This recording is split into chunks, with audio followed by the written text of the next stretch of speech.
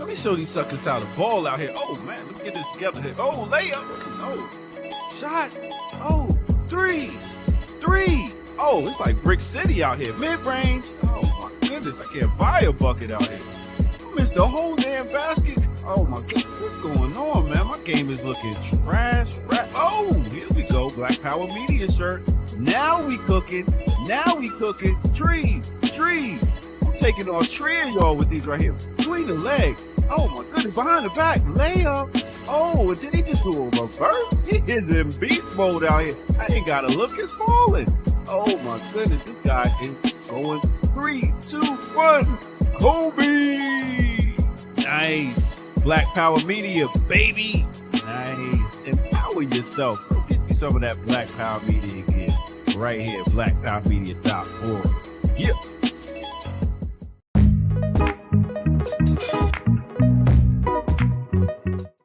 You got to earn your liberation.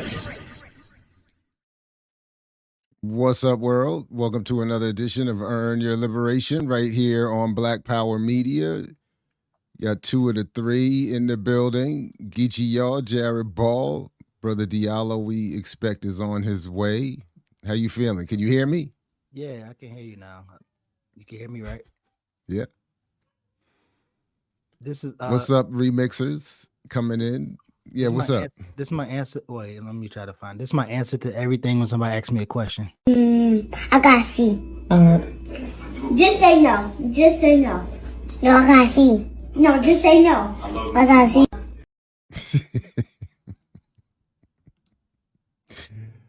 Word. Is that in there? Did you add that for us? Yeah, it is in there. Good, because I won't be able to use that too. What's up, Diallo? Good morning.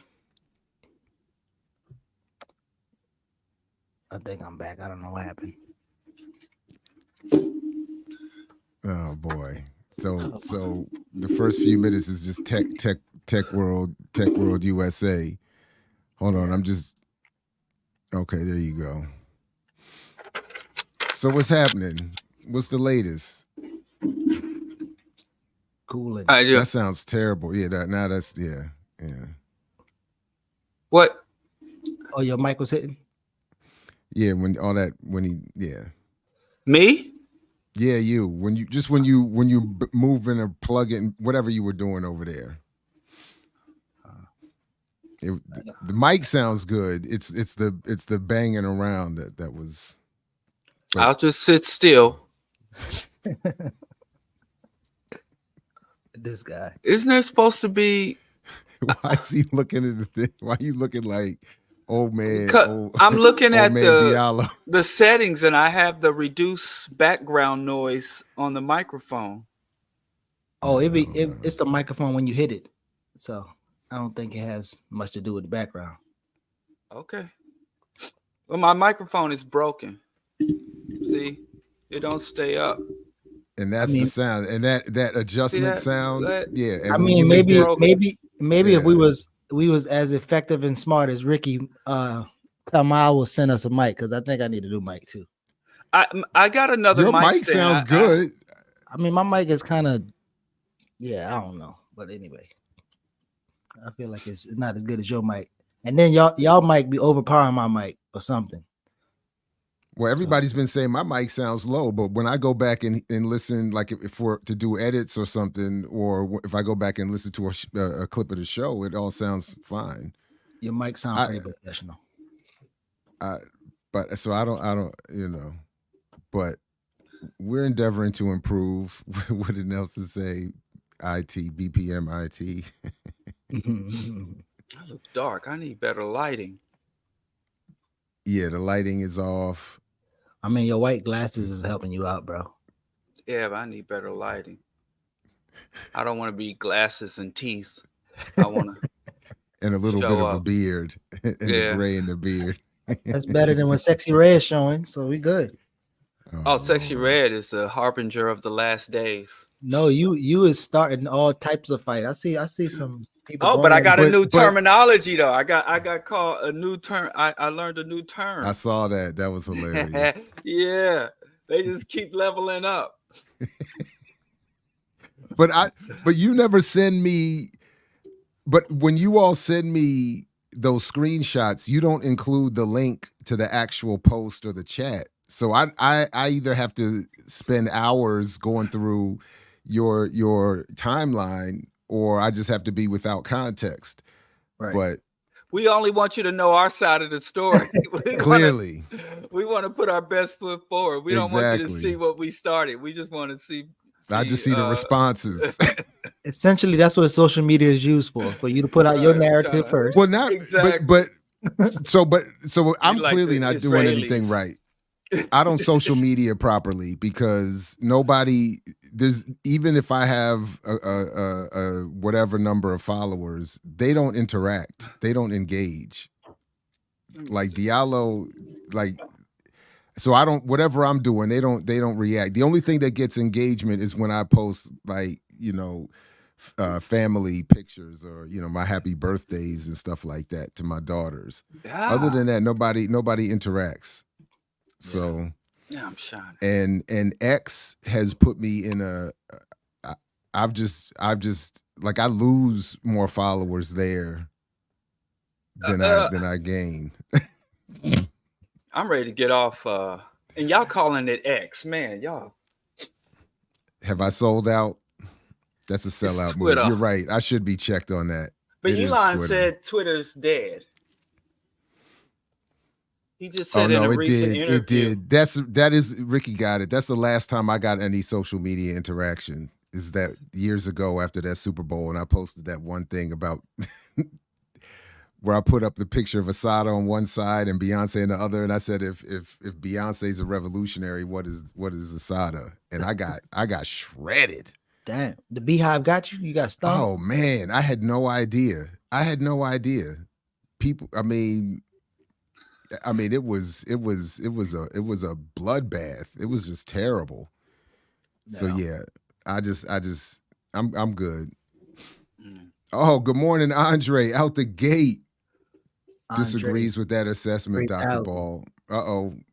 Well, I appreciate the super chat, but what I get wrong already? I'm wrong already? Sada, you done messed up Sada. Is that what that is? A whole nother fight, bro. That's wild. And there was a space at a Leaders of a Beautiful Struggle presentation. Two teenagers swung on each other. Two young women, two 15-year-old girls swung on each other over that presentation. Because I expanded on that I elaborated on that, and it spilled out into the hallway. Because somebody dared to just politely somewhat agree with what I was saying, and she ended up having to swing on somebody. I said, Dad, this is not my intent. Baltimore, shorty. Do more. Andre back. Nah, the folks do engage with your posts. Oh, my bad, Andre. I don't seem to get Diallo. See, like every time I turn around, Diallo is in some. I mean, but you know why. Why? I don't know why. Come on. You tell why. Diallo has a knack for bringing them out like T.I. says. Yeah, he knows the word. My intention. The text. And he got the trigger warnings. Shock and then jock. You use the Facebook avatar joint, and you get the pictures and Diallo up there with his tea and flowers. Talk about what's wrong with all you Negroes. I come with pure logic and love. That's all I do. Nah, Ricky got it right. I put out the truth with love. That's all I do. Logic, love, and liberation. Hey, the truth, according to him, as he loved to hear himself speak. There you go. Truth or love. Don't love to hear it. I wish I could say nothing. I wish I could just fade into obscurity, but my people need me. Okay. I wish I could retire to my fortress of solitude. You're right. We do. But every time I hear a sound. But I heard you tell your origin story on your show the other day. And I think that is the most, I don't want to say predictable, but that is your origin story makes the most sense of any that I've ever heard. that is to the way if I heard you correctly. I started out engaging in media to promote a business venture or another activist venture, and I never, saw myself doing this kind of thing. And then I went on somebody's show and shared 2 thoughts, and everybody was like, "Bring him back." And next thing I know, I was a co-host. Yeah. Yeah, and the people that love Same you, thing happened here. Yeah, people that love you start calling you a hater and start hating on you. Yeah, People think that your presence here is somehow like I did this. That's not. I invited you once. And the people said, "Nah, this is Diallo's show. This is half." And then me and Geechee, they just said you two could just get to stick around. Wow, hatefulness. Yeah, all I do is come with love, logic, and liberation. There you go. I don't know. I think they about to vote me off the island pretty soon. It's Diallo Security Fund. So we gonna they're gonna replace. We all got voted off last week. Yeah, nah, y'all must be don't read. We all got voted off. I'm about to get voted off, and maybe somebody from the comments gonna come in and replace me. So everybody, the free Geechee movement. I mean, used to be. That one time you wasn't here, and it was just me and Gerald. Everybody was like, my cousins, I wish Geechee was here to moderate. We need Geechee. Listen, them all my cousins. My cousin, my mama watched the show. That fake humility. Diallo, you ain't the only one with fake fans, Diallo. You ain't the only one with fake fans. I got some fake fans. My mama and my cousin are the only 2 people in the comments that be let Geechee speak. I promise you. They be changing profiles and stuff. So they just didn't put my avatar on your y'all remember Diallo Listen. Where's Diallo *1 fan? Comment real quick. Diallo #1 fan. He got Diallo picture up and everything. My grandma. Listen. Your grandma. Jared is Charlemagne. I'm DJ Inmate, and I'm Angela Yee. And you the eye candy. Who? Wait. Yeah, what's her name? She got a name? Angela Yee. She got voted off the island. What you talking about? And now they got an alternative host. I see you didn't even do your hair this morning. You didn't get up and do your hair. What you want me to do with my hair? How you want me to? You know how you be doing your hair to be thirst trapping. Why don't you get up and get your hair together? Do your part. We all doing our part. Diallo, you trying to give me a compliment or what? Is that a compliment? Huh? Is it a compliment? Yeah. If you take it, however you take it. Bro, you know what? You could throw one compliment a morning. I like that. I appreciate that from you. Jared don't give me compliments, so I really appreciate that, man. What? Listen, when I get it, I got to take it, and I'm gonna run with it. So I appreciate you, Diallo. Your glasses are nice too. You're welcome. You're welcome. So listen, how could we start on this run show? We should probably start on a run show with something that Diallo won't talk for the whole segment. What you think, Jared?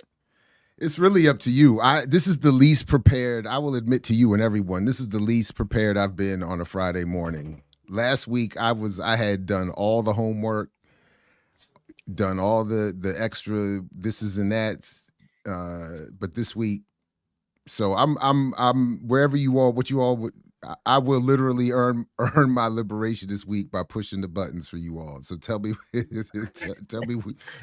I will be the chief button pusher today. Let's start. Let's start with Deion. Let's get Deion over because the ancestors have spoken. Diallo ain't gonna do no talking with Deion. He gonna let us ball chase by ourselves. So I'm not. You have a link in here for Deion? Listen. I mean, we really just discussing our thoughts of his success or failure, but I mean, there's some links I got of I see. Somebody put roots on Deion. There's some links I got of his recruiting class. They don't look too well. The ancestors have spoken. Wait, what did Deion do? Put roots on Deion. Nah, Deion. Yeah, because he was obligated to drive HBCU students to concussions, and he went to drive PWIs to concussions. So the ancestors obviously deemed him unworthy to win. So wait a minute, are we starting with this lawsuit? Who lawsuit? There's a McNair. I'm looking at the chat. No. There's a Colorado University lawsuit that involves McNair scholar. I'm a McNair scholar. I'm interested in that. What happened? I mean, you could pull it up because I didn't read it, but I was saying that was Deion's fault, but it's not. Oh, I was joking. It was a joke. Don't get us fined. So the one thing you did have in here was just, I believe, is just this screenshot. There's no link here, right? That Colorado finishes the season in last place. The ancestors. Last 9. Yeah, and they lost 7 games in a row towards the end. It's the ancestors. But there's an argument that Deion has success off the field that we're not really talking about. So Colorado, if y'all remember, immediately they asked the director what was Deion's salary or what was he going to pay Deion, and he said, we don't know yet. We don't have the money yet. They didn't have the money, but eventually they paid Deion $29.5 million over 5 years. But in a month of Deion's being there, they made $280 million, right? So 5 years, he get 29.5 for 5 years. In 1 month, he made them $280 million. Ticket sales of $20 million, donations $8 million. Some other categories they didn't name, $3 million. And then also the attraction that he get from the cameras and all the media and the advertisement, that's $249 million in 1 month. So off the field, is he doing good for the hood? On the field, he probably not really winning much, but he was able to get them a check. What's he doing good for the hood? You said he's doing good for the hood? But let's just be fair to Deion. According to this, he doesn't even make the top 25 top college, top paid college coaches. Don't matter. He's hustling almonds. So go to those first 2 names, right? Dabo is probably racist as hell, but Nick Saban, as I told y'all before, my first college coach was Lou Saban, Nick's cousin. Mm-hmm. Nick Saban and Dabo both are known for winning to become famous. Deion is famous trying to win. None of these coaches on here was known for anything other than. So you saying these white men earn their salary and Deion? I ain't saying that. I'm just saying. While the professors at those same schools are driving Ubers. You only I know. I bet there's no faculty. The professors at that same school are driving Ubers. This right here is some shit that like archaeologists 200 years from now are going to be trying to decipher and understand and comprehend the logic of our civilization. Mm-hmm. Like when we look at human sacrifice of the past, when we look at gladiator arenas and be like, well, human beings, despite high levels of intelligence and architecture, they still had some of these backwards and primitive ways. Their smartest scientists and philosophers were driving cars and working as baristas at this place called Starbucks, and we thought Starbucks was some type of intergalactic space station, but turns out it was a cafe, and so those are college coach salaries. Yeah, and then y'all trying to mock me for my disdain for ball chasing. Now, granted, listen. I gotta admit, from my experience, what the blood? The people who bring in the most the people who bring in the most money to all schools is normally the football program. So I'm not saying that's justifiable, but I'm saying people ain't come here to take your history class. That is yet another pox upon academia. Then change the number one source of revenue are the ball chasers. Exactly. First of all, they changed the whole question of why is there even a discussion of revenue generation at a university? It's not. The idea should, for in a properly functioning society, would not be to have universities exist to generate revenue. They're there to generate the next leaders, people who are going to help the society. That's the whole point. Whatever you want to call it. That's what it's supposed to do. It's still helping somebody generate revenue, right? Because the leader is going to help somebody generate revenue, right? But the point of if the overall operation, if the overall goal of society is in some way to generate revenue, part of what you need, I would think, for a society is a wing of society that is dedicated to the study of all these different fields in this hard and soft sciences pause. Right. But I So, just no, my bad. I just mean, watched. Anyway. Again, I'm not. I'm So literally. but- how do y'all look at that and not? I mean, I'm greatly disturbed. Like I mean, live in this society. No, I'm with you, Geechee. I'm trying to deal with raising children Geechee's in this society, and I'm y'all not sit here throwing. arguing with me to say that a goddamn ball chasing coach should a concussion generator can earn $10 million at a university. No. Some This of is them not- public or state That's not the argument. That's not the argument. The argument is the football players, the students, should all get more resources. Oh yeah, let's have a bunch of Maybach driving students, private jet flying students, diamond grill students. No, I think that's a part of, if Geechee, if I understand you correctly, that's a part that starts to make more sense. If the goal is to generate revenue, and you have hold on, Diallo. If the football team is generating revenue, and the argument is to be, well, they generate the most revenue, then the revenue they generate should go back to the entire university.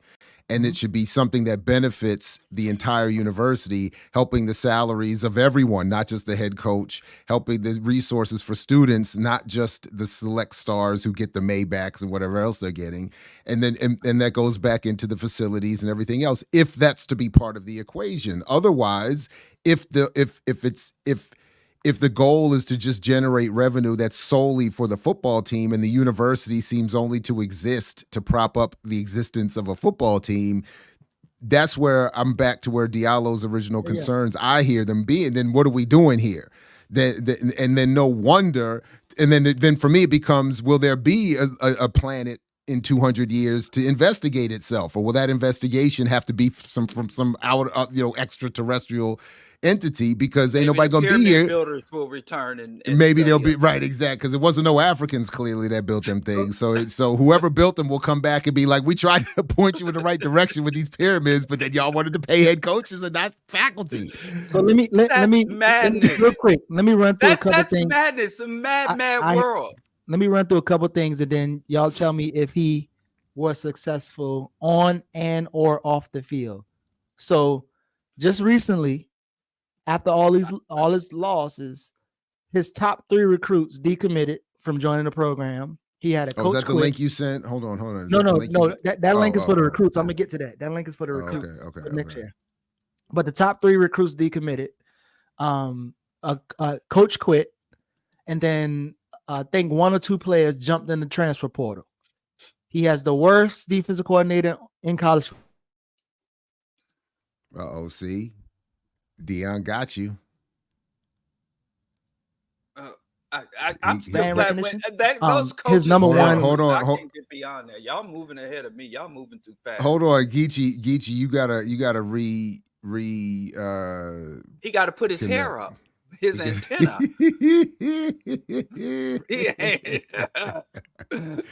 Y'all just kicked me out the broadcast. You got that third world. No, Wi-Fi. I took because you were frozen. Oh, I don't know. Nobody could hear you. Oh, well. So you got to go back and make that last point about the brand recognition worst defensive coordinator. Come on, where's the island? We didn't girls? hear any of that. Oh well, what I was saying was hook your shit up, Diallo. An island boy.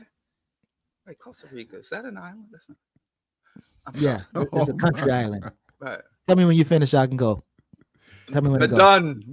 I'm gonna mute and let you finish. Oh, you gonna mute? That'll be beautiful. I've never heard of that. So, wow. What I'm saying was, his top 3 recruits that was supposed to join the program, they decommitted already. He had 1 coach quit, and then he also had a couple players jump back in the transfer portal. His defensive coordinator is ranked the worst defensive coordinator in college football right now, but they are arguing that he did help the Colorado State with brand recognition. People want to see them. People want to hear about them. He technically won the social media audience. And then he does have one player that's still kind of ranked in the top. I think he may be the top 60 player, and he's from the West Coast, and he want to stay home, but he might get flipped to Washington, or Georgia is in his top 5. So with some of these things going on in terms of social media around the school, them being on TV, having one of the most viewed games when Oregon whipped their ass, that was I think 10 million viewers. Would you say, I know Diallo's gonna say obviously shit, but would you say he had success on or off the field at all in whatever categories you want to judge him on? Start with Diallo. I mean Jared.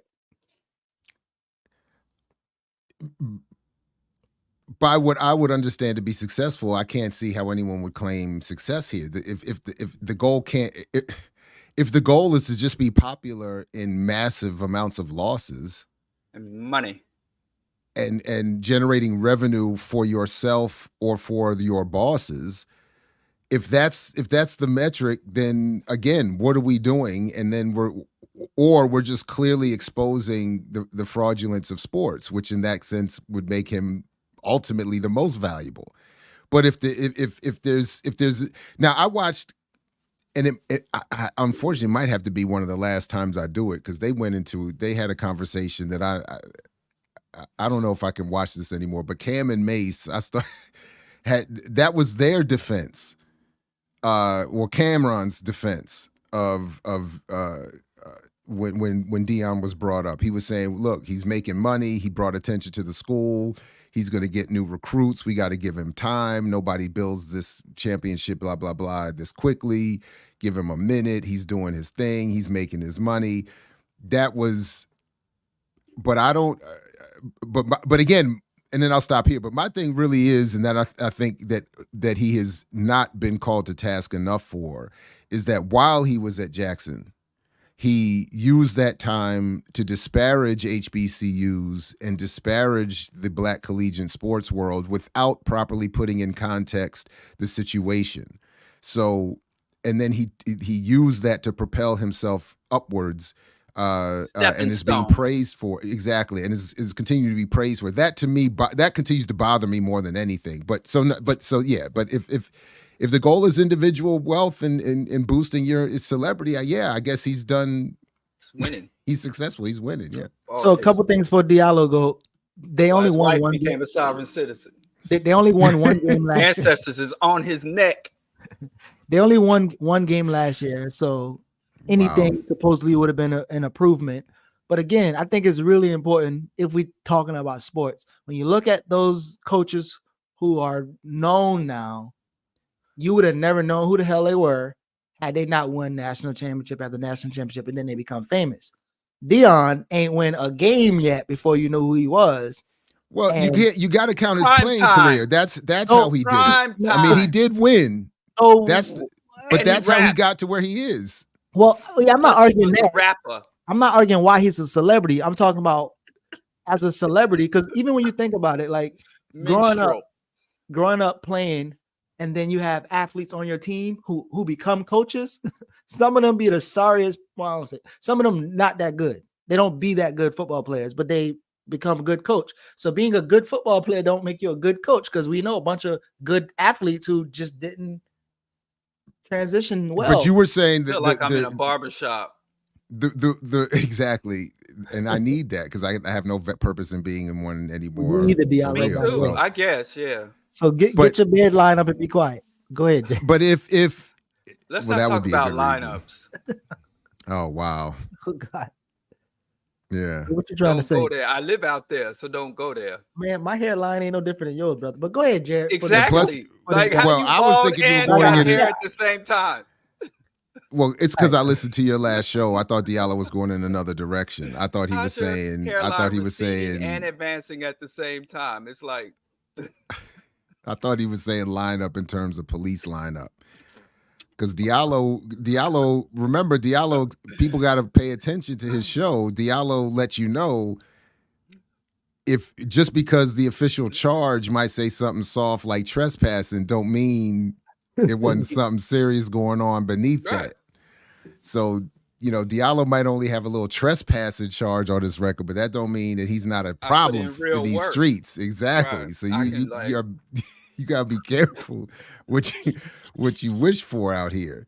But to your point about why look, you're right. They got their celebrity status and their big paychecks off of winning college football games as a head coach. Deion got his payday and his promotion for having won once upon a time as a player and for having a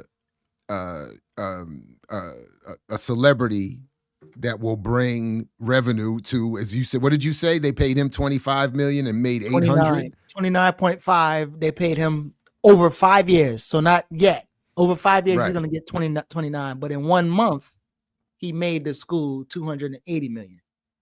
Wow. So there you go. But again, as a person who was recruited, and I think I got grifted into being recruited too. So my coach was Lou Saban. He Buffalo Bills Hall of Fame. Every Thursday he gave me a call to have a conversation, and I only went to that school because of him. And he coached OJ. Didn't he coach OJ in Buffalo? Last time I said that, y'all said that was a bad reference, so I left OJ out. Right. Well, that's your connection. You know, whenever people look up OJ Simpson, they go see Geechee down at the bottom of the footnote. You're forever connected. But what he did was he received the same teaching. He recruited a bunch of athletes to the school, right? The school was sorry. It was a bunch of us athletes there. We didn't win no games because a bunch of athletes on one team don't make a good team, right? And we end up losing almost every game. We just like Deion, we beat the teams that was losing. The teams that had winning records, we lost. That's not going to get people to stay, and that's not going to get people to commit for a long time, because what they're going to see is a bunch of stars and glittery stuff. They're gonna see people not making it to the NFL, because even from a college team, maybe 5 people is going to make it to the league. 3 people going to stay. 2 people going to stay on each team, no matter how good the team is. So I don't think people coming from high school want to put their bodies on the line and lose. So they're going to go to a program that either they can play or win, as opposed to some damn concert or whatever.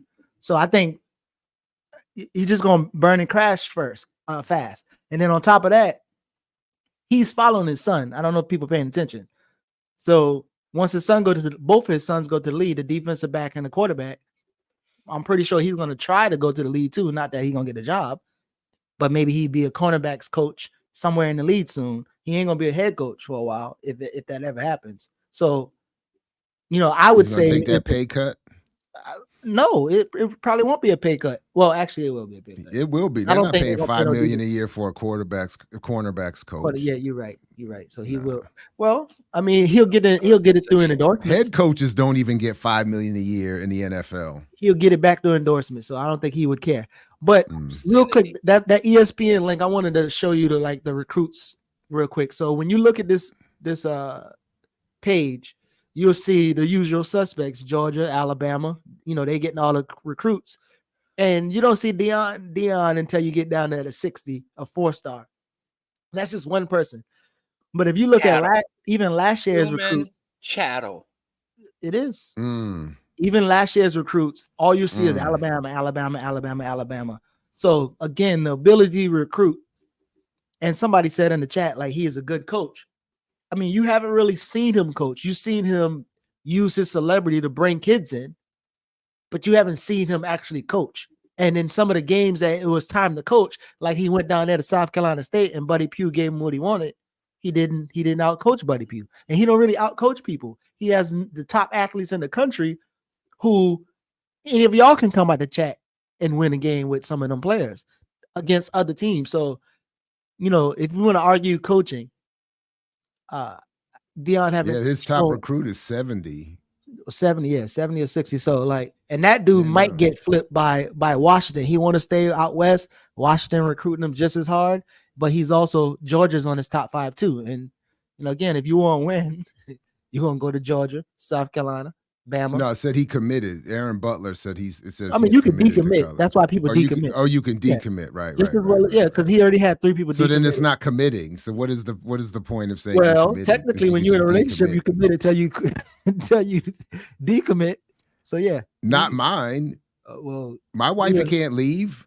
I can't leave. You're in a this is we're not allowed to leave. Our commitment is we stood before a preacher and everything. We stood before the Lord and pledged and vowed to be together. So she can't leave. So give Diallo a chance. Did he do anything worth saying good job, Deion, at all? Yeah, he promoted almonds. He was selling us almonds. That's all I saw of Deion. Besides all that other bullshit, I saw him hustling almonds in some of the cringiest commercials I've ever seen in my life.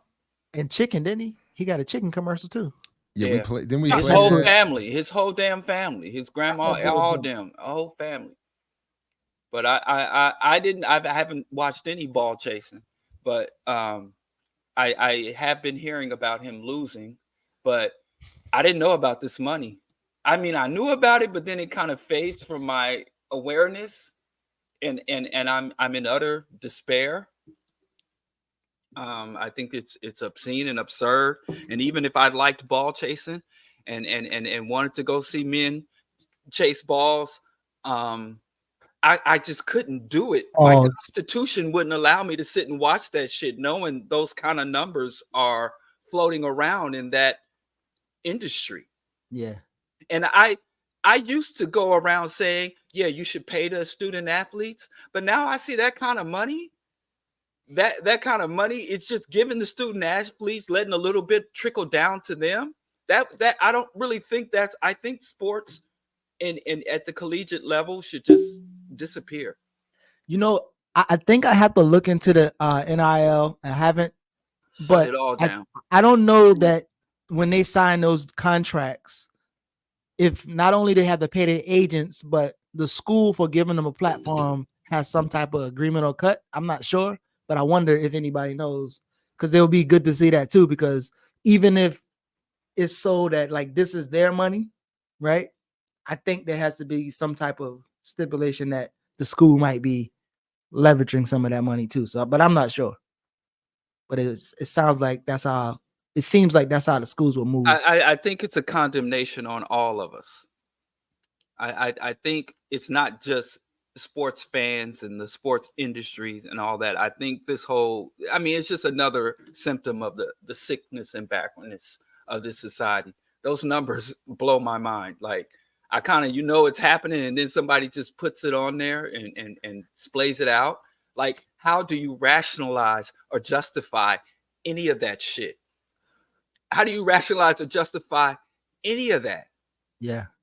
I think Deion is like, so in other schools on a much smaller scale, but every school, that's just kind of how the proportions are. Like Deion obviously is Deion, but that's literally not, and I can't even, like, I was going to make jokes about, him losing and the ancestors and how he did the HBCUs and talking down and shit, and how I was glad they went off in his locker and stole his shit. But this shit ain't funny. Yeah.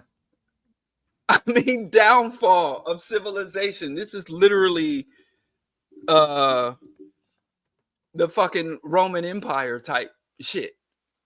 And we had the whole shit laid out before us in history. And we just fucking acting out the script that was written, 3,000 years? We're acting out that script.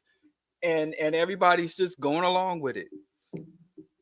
So while we in academia, not in Colorado, Wacademia, not in Colorado, but not too far. Maybe it is kind of far. In Diallo's old stomping grounds, what happened in that high school? And concussion ball. And I'm sick of saying, let me tell y'all, all my Nigerian friends, I get it. Every time I'm around Nigerians and they get a little that drink in them, they love like stereotyping Nigerians. Yes.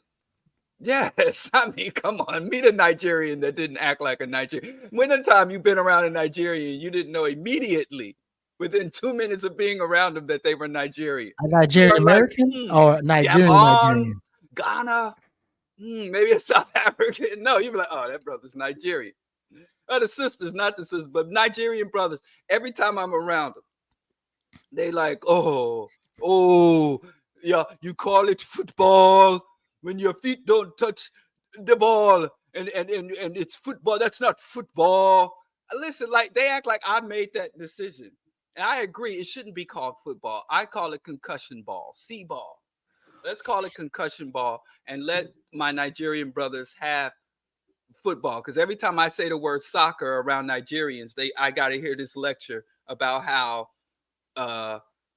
in American football, their feet doesn't touch the ball. They use their hands. Diallo be walking into Nigerian spots on game night talking trash and then using that as his anecdote to explain all Nigeria. Really, if you walk in, act like I'm the American during the Africa Cup of Nations and start talking about Nigerians, of course you're going to have somebody telling you call it football. Yeah. But now just shout out to Americans. Shout out to my non-Diallo described Nigerians. I happen to run across them on a regular basis. I don't know who Diallo be. Diallo be. We was trying to segue to a serious the Giants story. Of Africa. Shout out to Nigerians. But when you come across this guy, people who think Africa's a country and who know nothing about the world or the continent. No, it's like Diallo is Diallo's that's a Nigerian brother right there. See what I mean, Jared? When you talk about how to get your engagement and provocative, Diallo's goal is to piss one group off a week. Every week. Now he done piss some Nigerians off. I'm talking about how they I'm not even looking me. at the chat today. Listen, I'm not even looking. I ain't looking in there either. But listen, I'm not even looking at the chat. Don't worry about the victimization of you on your own, Diallo. But there's a sister in your neck of the woods that was attacked. Well, I don't live there no more. I don't live down there no more. That's your people. I made it out. She was attacked, but what happened was there was her and another white student, a white woman, a white female student. They was arguing, having conflict. The white boy stepped in, started saying stuff about them slaves, calling them a nigger. She said, "Say it to my face." She turned around, and they started swinging at each other. Both of them got suspended. The boy did end up getting charged, but there's been some walkouts, protests, and there's a chain of these Shawnee mission schools, but this is the one that's on East, which is ranked actually one of the better schools in the country, but definitely in that little chain right there. So right now the school is predominantly white. Nearly 83% of the students are white. I got some dirt. Okay, less than 2% of them are black.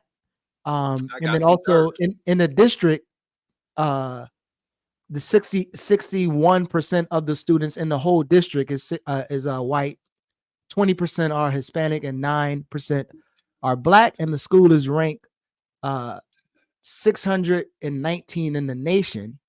And right now they have a 17-to-1 student to teacher ratio. So even when you see the fight is happening, people are filming, and then it took the teachers quite a while to get there. But start some of your dirt that you have.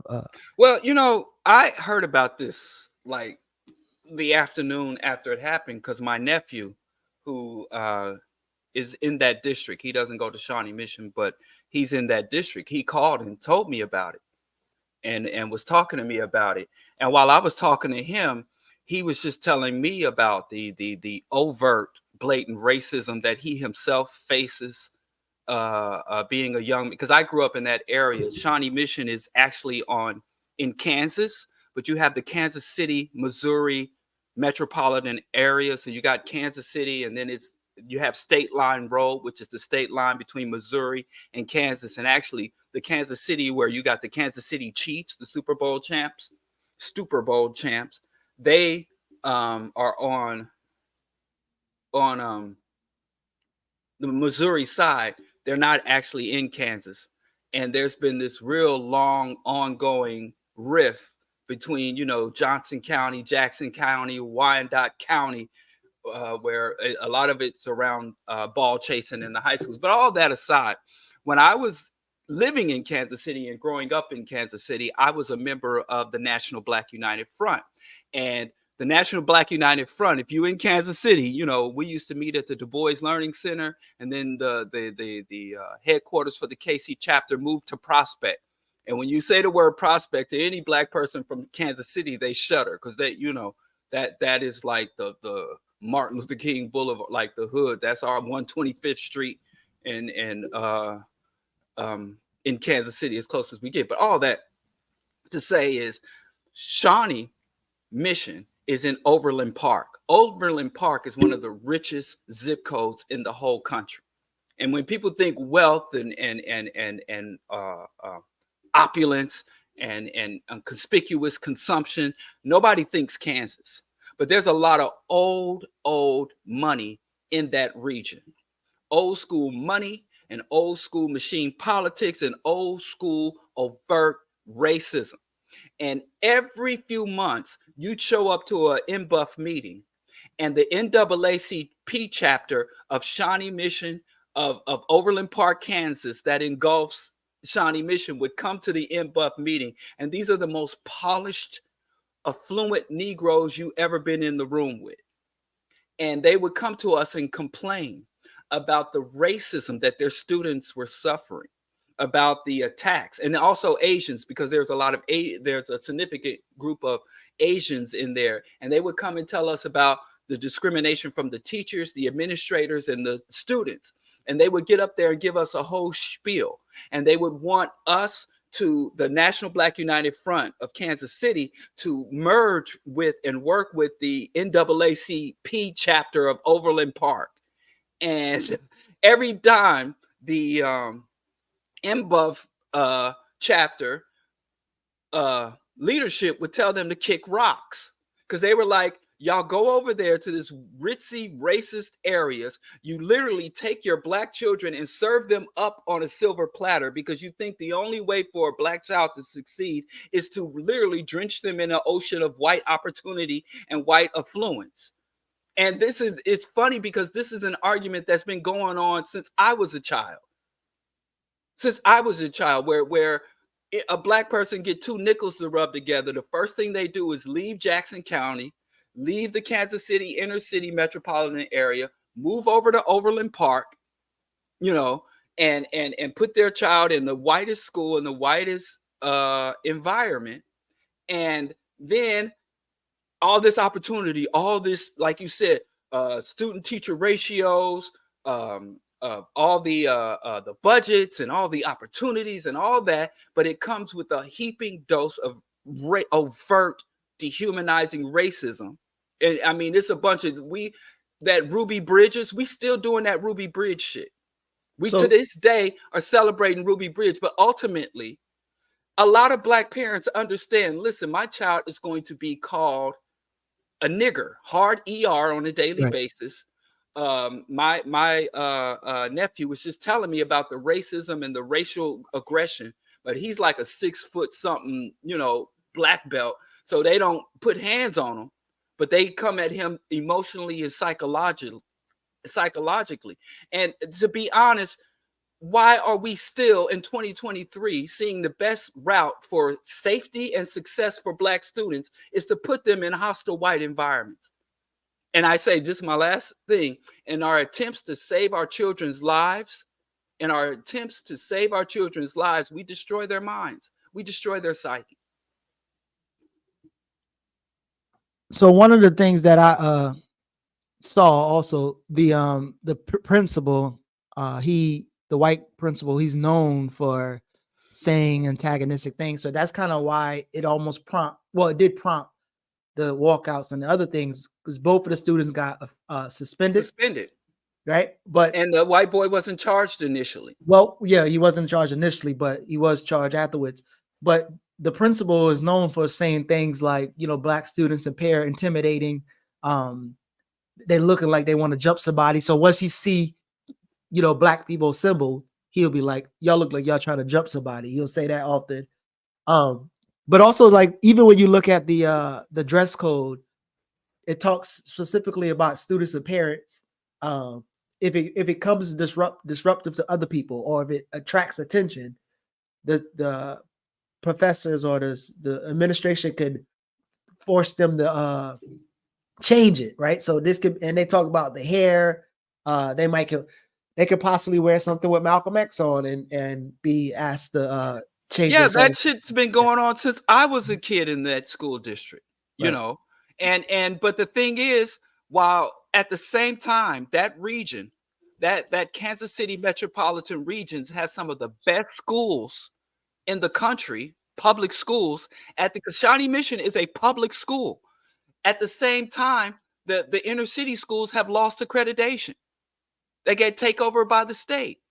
Like you have I think they finally turned it around, but there was a time that if you graduated from a Kansas City public school, you still with a diploma, in order to be eligible to go to college, you had to get a GED. You still had to go for a GED because your high school diploma was not accredited. So also one of the things that I saw, schools had some of the worst schools, and from preschool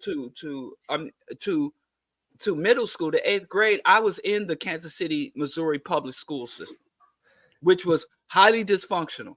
And then I went to private school for high school from a private Catholic school after that. So I've seen both sides of this shit.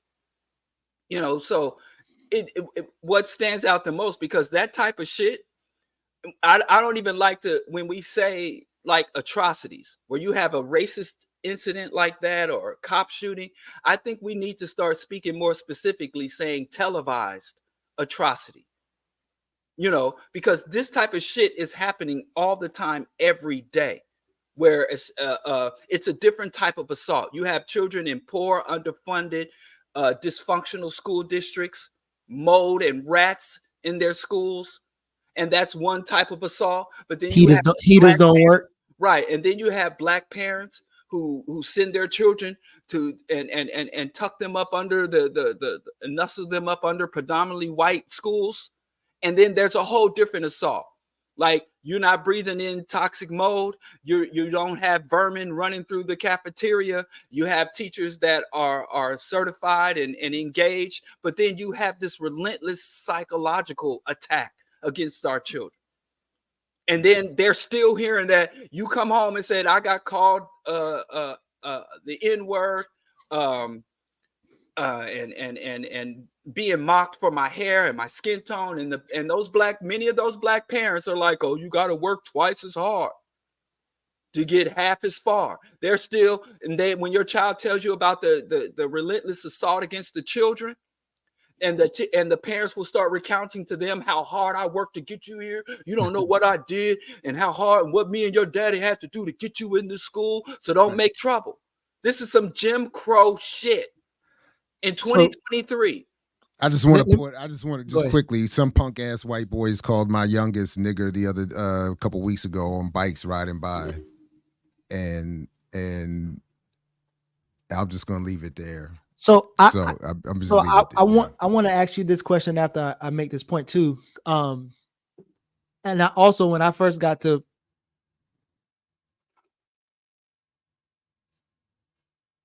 they got him again. He refused to put his hair up. They got him again. You got to put your hair up, Geechee. Yeah, man, I'm with you on all of that. Yeah, go ahead, man. Go ahead. Yeah, Start. I saw it went out, but. Anyway, so the white boy asking about solutions. I was going to ask the question, but the white boy who actually did the assault.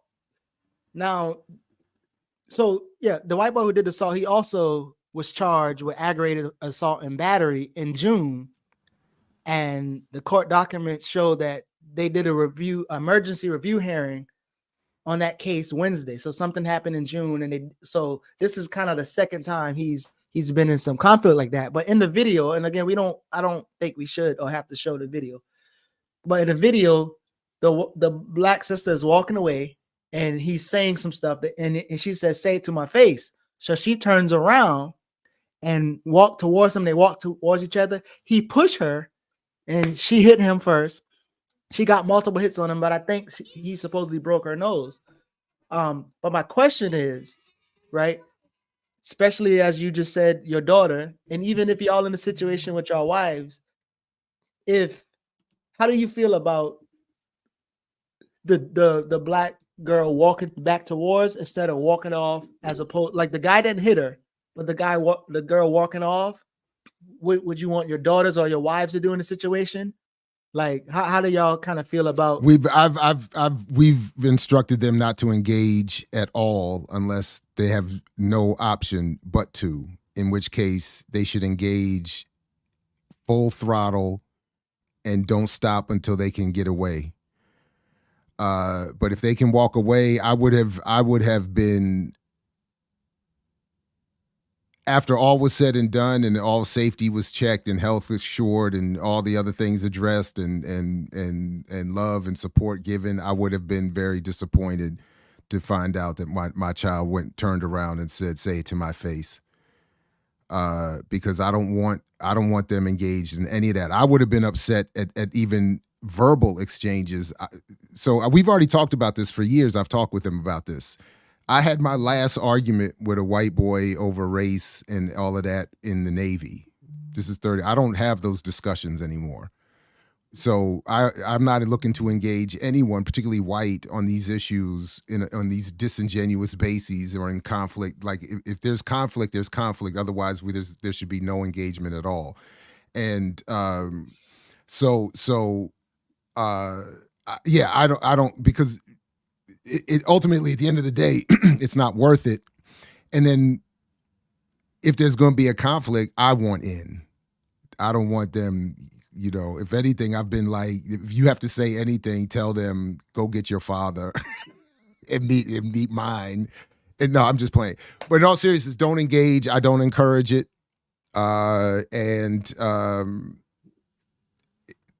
It is funny that there was a clip I had thought I would bring up for just a moment like this from what may be one of the last, unfortunately, episodes of Cam and Mace that I watch. But in the very recent one, Cam brought up a point, and he said, because there was some conflict in the NBA, apparently some white boy called out somebody in the NBA, something like that. And Cam's point was that, white boys aren't afraid of us like they used to be. They're not scared like they were back when we was kids or whatever. But anyway, I don't know. I don't. No, I disagree with that. Okay, but I think I'm really asking. It's like, is there a question of assessing the situation, right? So, for example, I don't know, but we was just talking about. No, we wasn't talking about. But one of the things that Nard or Charlemagne, once he first got to New York, I think, and he was having some conflict with people. But the last time he said some stuff about Little Mama, then one guy asked him for a drop. And then he turned around and saw there was two guys, and he just started running towards the station. But ideally, it's like if it's one guy, I can fight him or whatever. But it's two, the chances are I don't know. But so, or if it's like a white boy, a white girl, and it's just your black daughter, or there's other white people around, or the school is again 83% white, less than 2% black. Like, and then the teachers are the way they are. Is there an assessment of the situation that you would want your daughter or your wife or whoever, your son, whoever, to have when you think about the situation? I don't have a son, I'll admit I can't be sure I would have the exact same reaction. I'd like to think I would, and which is there should be no physical engagement if it can at all be avoided. Ego aside, temperament aside, the point is you got to be safe and stay out of trouble as much as possible, unless it is absolutely necessary. In which case, But go ahead, Diallo. So I don't want them to engage. I don't want them to engage. Yeah, I think we set our children up to fail, and as Bobby Rice said, we've been in this country longer than anybody, and we understand it the least. What we do with black children is tell them from day one, or as Del Jones said, you don't raise children in the savannah and not teach them about the lions. You don't raise children on the banks of the Nile River and not tell them from day one about the crocodiles. We raise black children in a racist, a viciously aggressive racist society. And we as a culture and a community have developed no protocols for training up children from birth how to navigate racism and racist aggression. And we talk all this shit about STEM and preparing children from our future and multi-generational wealth and breaking curses. We talk all this shit and we don't deal with the fundamental reality that a black child is born into a war zone and will be under monitoring, will be tested, will be prodded, and will be attacked. So the first step that any parent should do is take every step and utilize all the resources at their disposal to prevent their Black child from being in a predominantly white conditions. That's step one. We're doing the number one thing, because I still know today affluent Black parents with an abundance of resources, and their number one thing that they do when their child becomes ready to get their formal education, is find the whitest spot to insert their children into. And so I've told my children from day one about racism.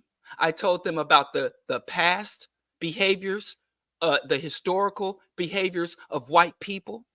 I tell them about the disposition, the mentality. Every time we turn around, we hear about everybody, what they say about us. Oh, Black kids. You know, every child that is born in the United States is told about Black people.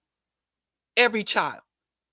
You got people, I talk to Sudanese immigrants who haven't been in this country a full month, and they've been told by white people, stay away from the Black neighborhoods. Stay away from Blacks. Oh, don't get caught up in that, and don't go here and there.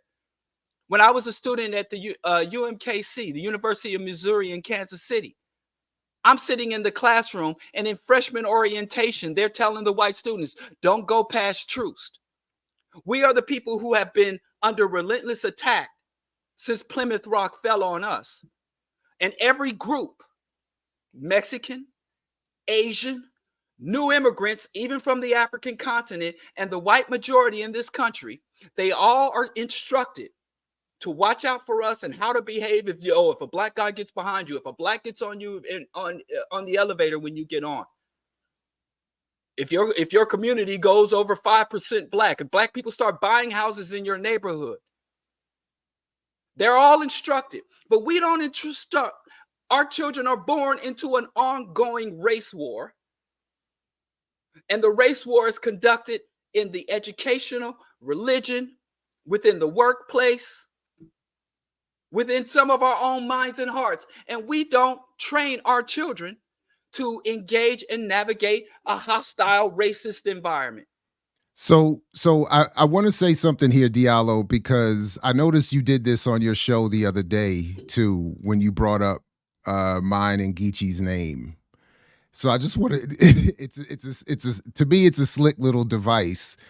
So I wrote it down here. You did it here again. You start off by saying, I disagree. And then you go on to proceed to say either what I would have already agreed with, or you disagree with something that was never said.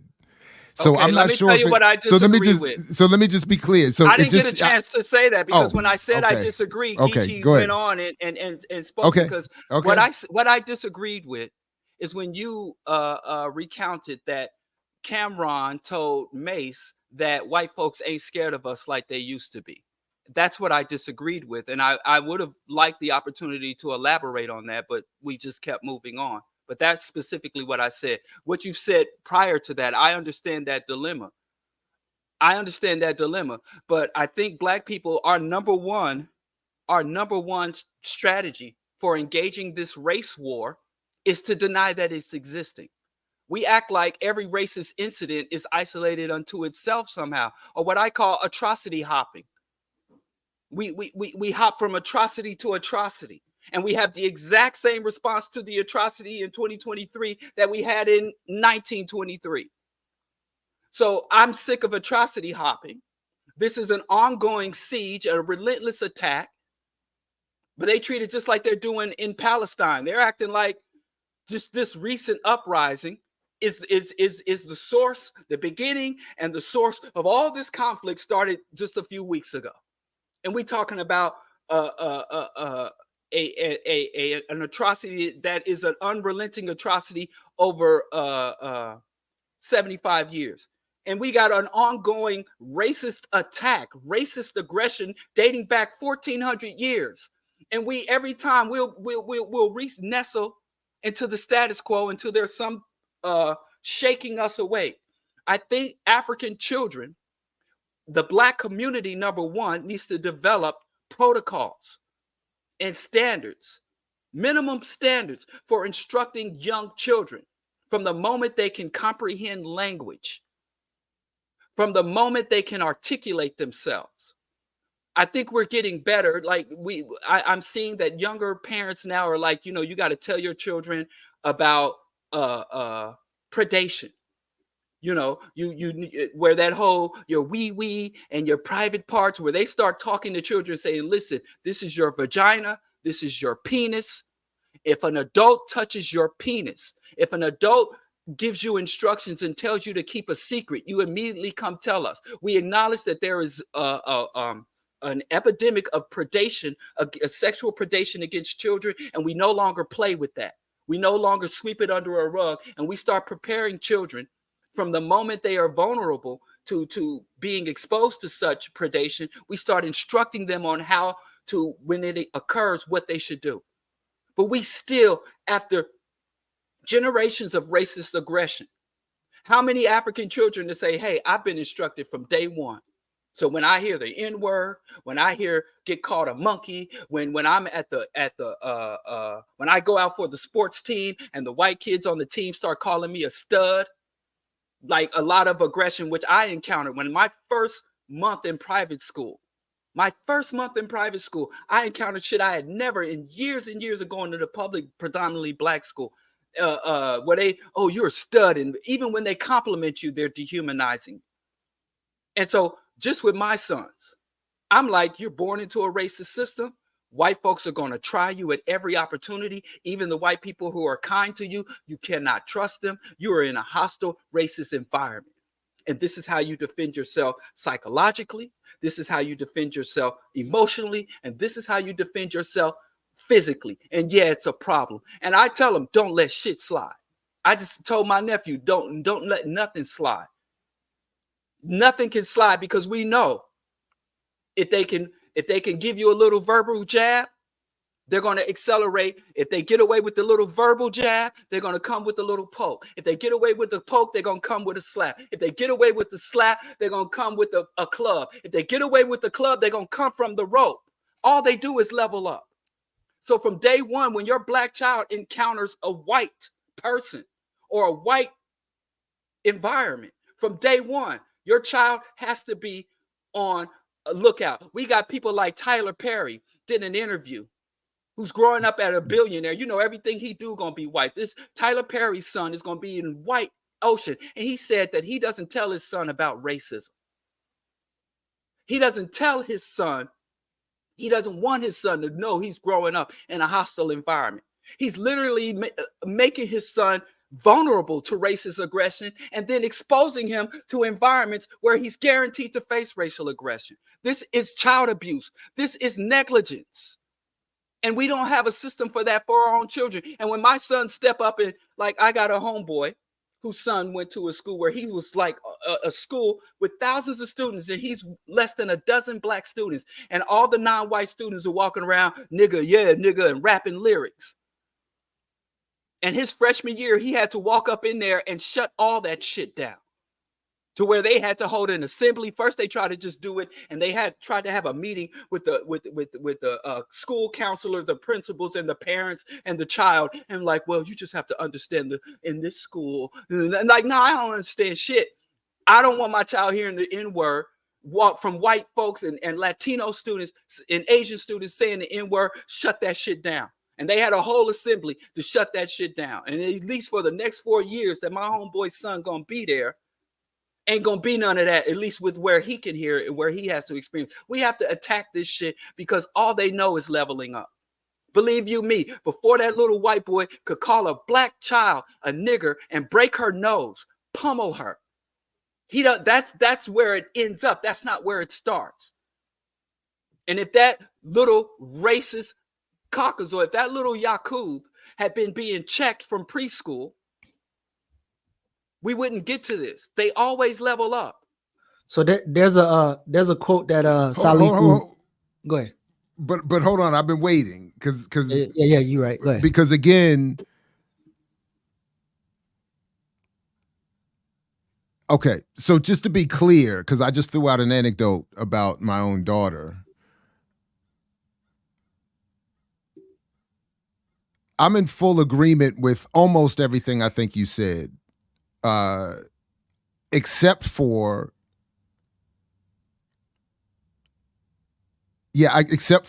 the institutional challenge at school. I have not encouraged our daughters to engage the school over policing the language. Although the most discussion we hear about the use of the N-word does not involve white folks, and they're not. And I don't even know if they're in a majority white environment at this point either. By the way, but anyway, but I'm fully with you.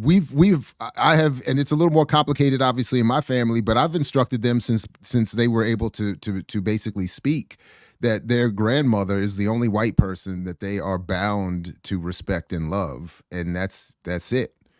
And there's no tolerance of any. Again, they're not in any of these environments where this would be likely to be an issue or accepted at all. I've just made sure that I've just been clear. I don't want them engaged in physical conflict. I don't want them getting in fights. I don't want them in a space where anybody could put their hands on them. But what I also liked about my daughter's response to that incident is that they have been conditioned and encouraged and prepared intellectually. So to the extent it's possible to assess at this point, there's no residual negative impact in conscious wise or in terms of identity or self-concept or perception. So there has been a lot of what you're talking about that has been laid as a foundation. What your guideposts are for standards of assessing who you are and what you are not. And we've also just talked openly forever about the history of race and racism and its current application and all of that. So I'm with you on all of that. I don't know. Although I'm not disagreeing with it. I just don't know. I think if they reported that there was a routine use of the N-word by whites, Asians, and even other Latinos, that I would encourage, well, beyond their friend group. In their friend group, it would not be tolerated. But institutionally, I don't know that I would, if I would encourage them to tackle that. Not that I disagree with what you and your son did. I think that's impressive. But it wasn't me and my son. It was sorry. I said it was a friend. My son goes. It's like, my son goes to an all-black school. I think there's no more than 4 white students in his entire school. Mm-hmm. But just ask yourself, because my thing is, if students aren't walking the hall, if black students are walking, imagine black students walking the hall on a daily basis saying spick or heave or wop, what would be the response? Oh, obviously it would be different. And that's, I'm not disagreeing with you. If my son came home and said a white student or any non-black student used the N-word, I think that shit would. But again, you have to take it to the max. The biggest debate is who in the diaspora is to be able to use the N-word. That's the debate that my daughters seem to they don't use it. It's not an encouraged term, period. They don't see their family or friend groups using it. Well, their immediate family. I can't, the extended family gets a little wild, but so that actually I know I prefer somebody else's definition to teach us about racism than Diallo. We have them coming up in a second, but I remember a conversation me and Salifu was having, and he made a statement that I think he got from somewhere else, that in terms of black folks, all educated people are sellouts until proven otherwise. And without setting the Diallo generator off, I wonder if that's how you feel about white folks, and how do you kind of? I don't accept having educated people put in the same category as white folks. And I don't accept that broad dismiss. I think I actually disagree with that and think think it should be extended beyond that. Because why is it that if you're somehow uneducated that you're somehow automatically more radical? I botched it. It's both. It's both educated and not, right?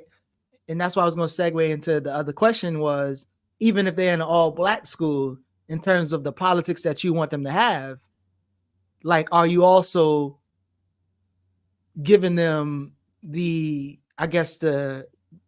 idea that majority of us are going to be educated into being anti-African, and until proven otherwise, should we also be skeptical of, majority of black folks in the U.S. as well? And again, I see Moose and others mentioned in the chat. I think Rodney was mistaken on that point too. And there's a couple other things I think Rodney was that I've seen in these recent that I'd like to discuss that I'm not entirely sure he was 100% right on either. But this blanket, and what I think has been the mistake is this blanket condemnation of those who are so-called educated as automatically being more of a problem than anyone else. I don't know if it's more of a problem. I think it's more so the idea of like you can know that the schools that we are in are not tailored towards solving African people's problems. So until one come home to prove that they're for the people, you can expect them to be educated out of their damn mind, like a lot of our ancestors have said. So I don't think it's like they're more of a threat. It's just kind of like you're normally pulled out of your community, isolated and told that you're an exception, given these type of information. So the chances are the likelihood of you not being able to be having an intimate connection or emotional connection to the people that you come from, the chances are higher there. That hasn't been my experience. I think that in fact, formal education, in my experience, I think formal education is as likely to drive someone towards consciousness and more social awareness. And a lot of black people that haven't been formally educated are just as likely to be patriotic sellouts. I have friends who have dropped out of school and have anti-black points of views and even superior. I think wealth is more of a definer than that. I know uneducated people with an enormous amount of wealth who look down on the black masses and sit here and talk about how we buy shoes and all that nonsense and anti-blackness. I think class is a greater indicator of whether or not someone will have consciousness and loyalty to the race than formal education, because class used to be correlated to education. That was a time, but that's no longer the case. That's no longer the case where, if you get your degree, then you're set. Now if you get your degree, you set back, a couple of G's. Yeah. So I think more so than someone's formal education achievement being something more of a yardstick or an indicator of that they're more likely or less likely to be racially conscious and racially committed. I think what I've seen is consistent across class and class identity. Than education. I mean, this is again my point that I think I actually think we're in a moment of going too far with it. That's what my point is, that the idea that people in so-called any or higher education or education at all are somehow more or less committed than anyone else is in the society is, I think, mistaken. Every segment of society and the economy is geared towards colonial, white supremacist, capitalist exploitation. So the idea that the institution of education is somehow going to be worse than some other area of the economy is I think missing the point that if I understood you correctly, Diallo was making here, that there are class and political and ideological sectors and lanes everywhere. Yeah, and I would avoid the worst. There are parallel punishments in every area for those who veer outside of the accepted sanctioned lane. So what it ends up becoming for me is we start to veer too far over into a blanket condemnation of organized study. I think I would stay away from most and more, right? Because that's not what I think is being said. But I also again, there's a societal. But correct me if I'm wrong. Rodney and others don't have a segment of their argument that is geared towards grocery clerks and auto mechanics, but there is a specific targeting of intellectuals. Coon auto mechanics, boy. I mean, but, yeah, let me tell you something. That's something you don't want to encounter in the wild. I think that's fine, right? I think that's fine, but just as well as Uncle Tom auto mechanic. Lord, we was having this conversation, right? If you look at how we engage people in the community, although yes, white pathology is pervasive on attacking psychic violence on everyone, but if you look at how community, when people do go to these institutions or schools or whatever, they're normally treated and viewed in society different than the people who don't. So you actually, let's say if you're in this community and you go to college, they're like, oh yeah, Jerry, oh, this is, a well-traveled man. He went to these things, and you're kind of forced in that position. You're most likely to get certain type of jobs, and there's a class dynamic that you kind of leave out of or move out of in some type of way. Although you might have debt and these other things, and so I'm not saying, and I don't think Rodney or anybody is saying that these people are more dangerous or worse or whatever. It's just more so of like when you go to the college and you come back, you go to college, you come back. If y'all all get a job at the same place, you probably gonna be the manager. You probably gonna have a higher salary. You probably gonna be. I see what you're saying. I get that. Okay, I see what you're saying. And in that sense, and in that context, they deserve a higher level of scrutiny. Is that not necessarily? Not necessarily. Real quick. So not necessarily scrutiny. So if we are here and our material conditions are this, and we seeing contradiction firsthand. If this person is another place and they're being educated by the same people who cause those conditions, the chances are they're not going to educate those people in a way that go home and view. Because actually, that's correct. Yeah, and the people, right? And when you go get your auto mechanic degree and license and training, they're not training you to be revolutionary and to be redistributive with your work and the revenue. Right. That's a training on education too. Right. And they're not preparing you to be any more revolutionary than you would be in an academic situation. That's in part my point. And I also think it leads to a misunderstanding of the place of academics in the society too. The idea that academics have more freedom and ability to do more radical things than most others in other areas of the economy.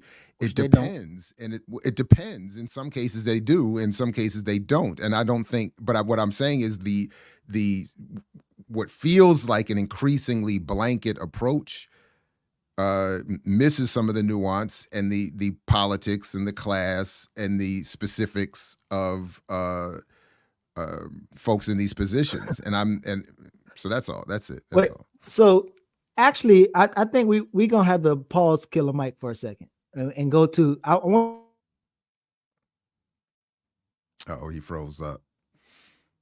Thank you. Prayer works, brothers and sisters. Let me tell you, prayer works. Now, let me say this. I think what we get lost in is that class evolves in a society. I think there was a time in society where your blood dictated your class. Where, hey, if you weren't born with noble blood, you were locked into a certain class. And as time evolved, there was a time where your level of formal education would define your class. But we have to understand that this time, in this era, your consumption capacity defines your class. The amount of fiat you can generate defines your class.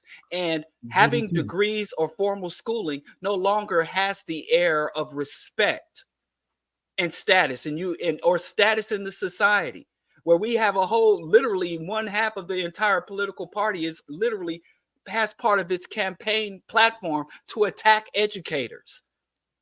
And attack experts and mock people who rest on their degrees. It's just that formal schooling, being lettered, doesn't carry the weight it used to carry. And where you say a lot of people who've been to school are not educated. Donald Trump has a degree from Ivy League, does he not? And so does his children.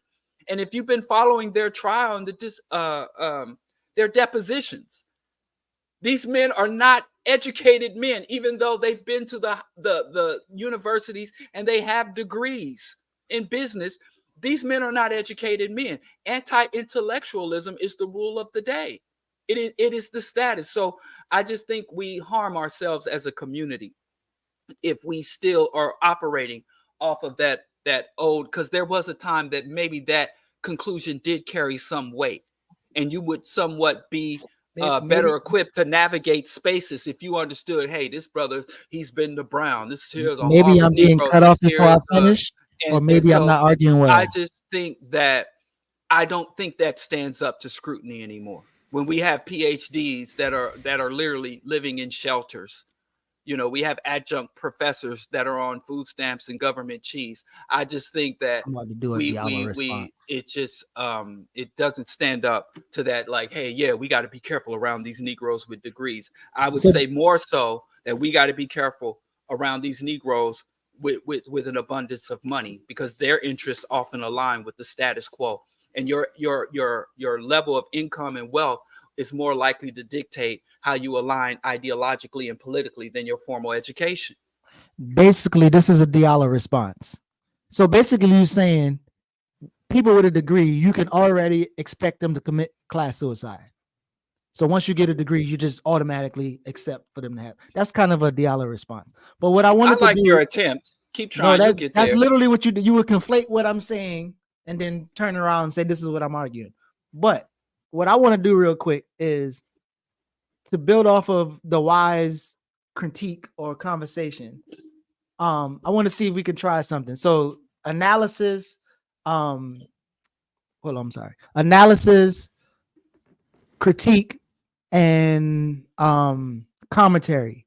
Those three words, if one of us can take each of them and describe what we think the purpose of those words are, and then see if we kind of all agree to the same thing. But one of us take analysis, one of us take critique, and the other one take commentary. Well, I appreciate you doing this, Geechee, but I'm struggling with the whole frame. So to go back, I said something critical of what I heard on Diallo's last show, but there's something, Diallo, you said on your last show that I did appreciate, and I don't think I've made enough of an argument around this myself.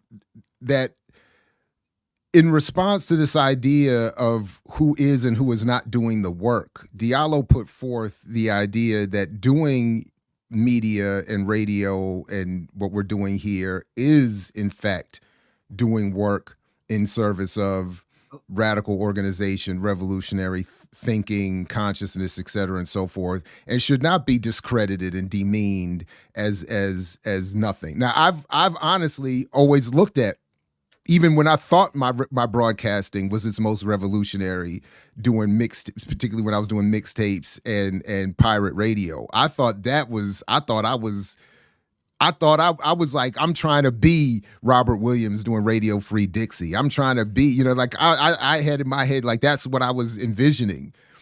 But at the same time, I was like, but at the same time, I was also very critical of it as not being a sufficient contribution to struggle and not, but Diallo, I think, makes a compelling point, and I think we should I should at least engage in some rethinking and maybe re-arguing in terms of how people engage us critically or myself critically in terms of this work. So, but my problem also with the frame is that in referencing Wise's approach, which he continues on Instagram as well, is that it's a blanket condemnation of unnamed criticism, unnamed critics, unnamed arguments, unnamed books, unnamed pundits, with this again feeding into what I think is an overblown sense an overblown sensibility in this moment of all intellectuals, all academics, all arguments, all critics, all YouTubers and podcasters are inherently flawed and incapable of being seen as contributing to some revolutionary struggle because they're not there, they're not here. But then my point though is that for him in particular is that the conclusions of his more apparently radical analysis are to sidle with Earn Your Leisure and those folks. Yeah. So if the argument is on the one hand, there's too much criticism and too much book writing and too much YouTubery and too much, and then the solution is to work with them. Then all that I'm hearing in that is what Jared and others are trying to do here is correct, and I can move back into comfort of.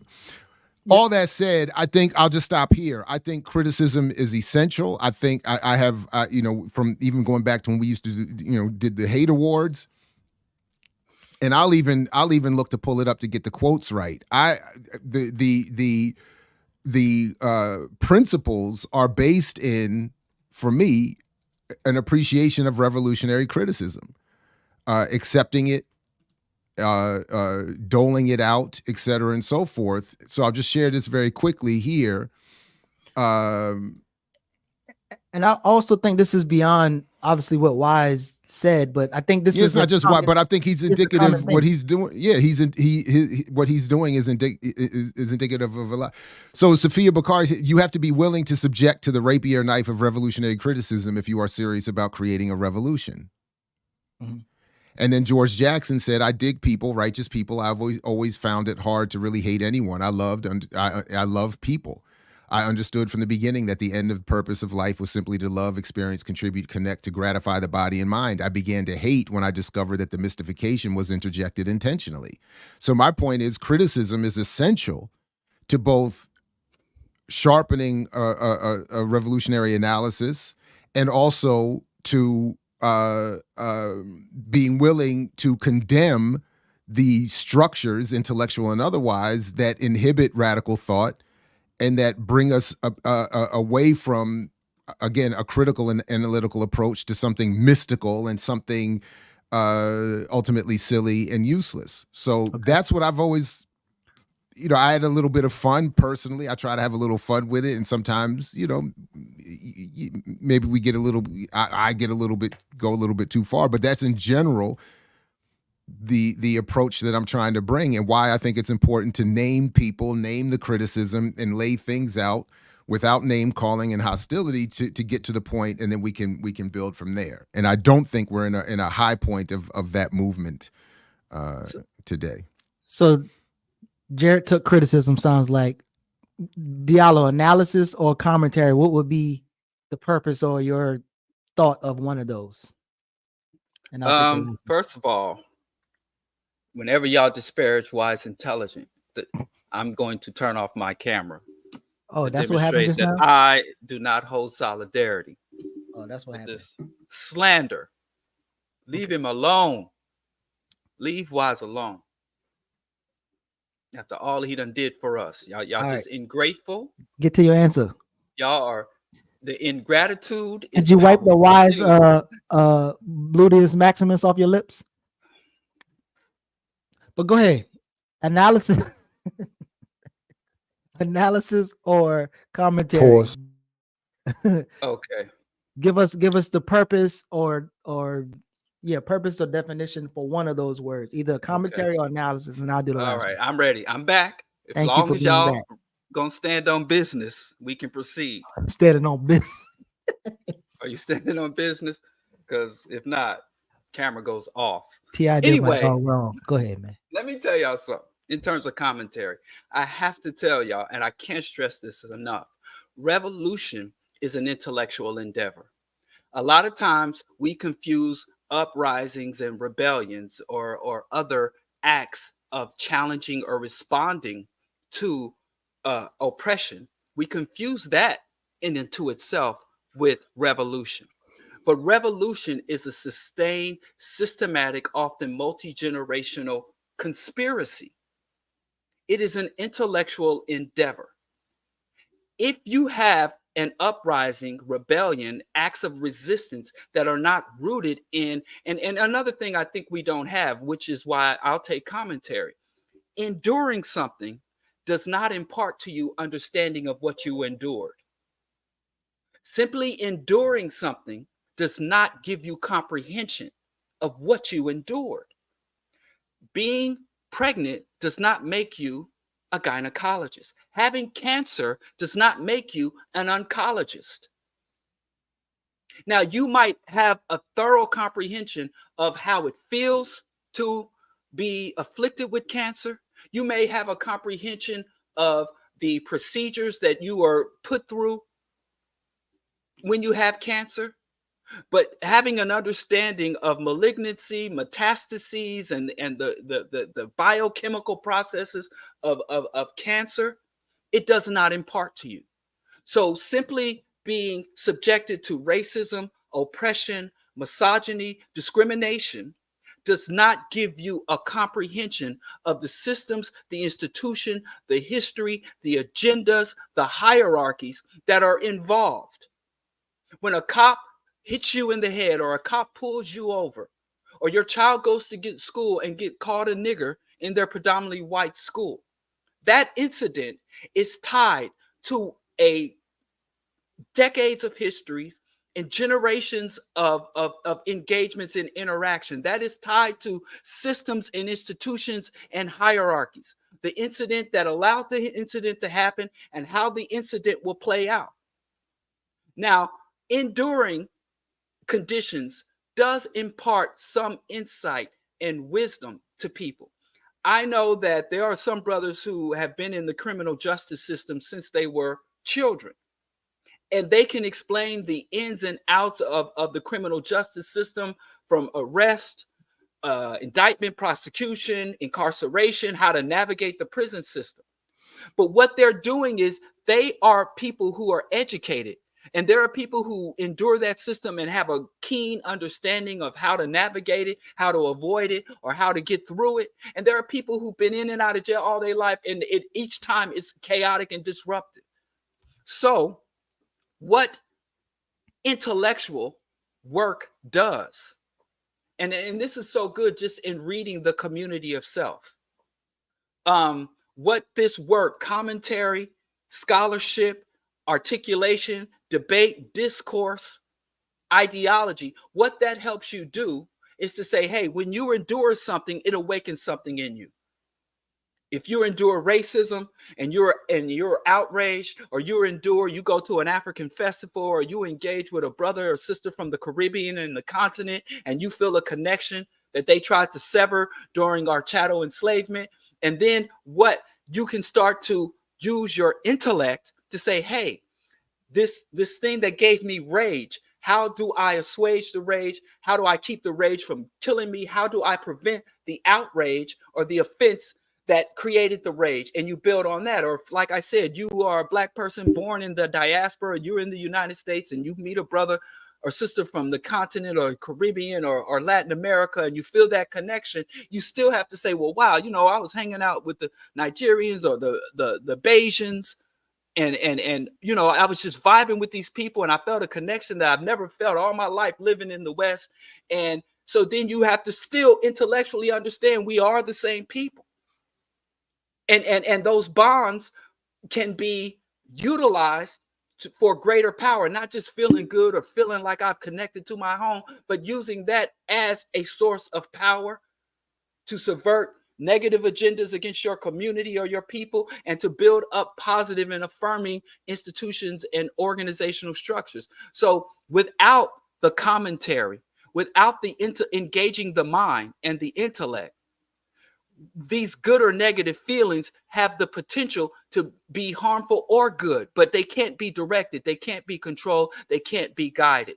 This revolution is an intellectual endeavor, and intellectual development and cultivation, ideological growth and cultivation requires discourse, debate, grappling with ideas, and grappling with divergence and disagreements alongside your brothers and sisters that you have unity with.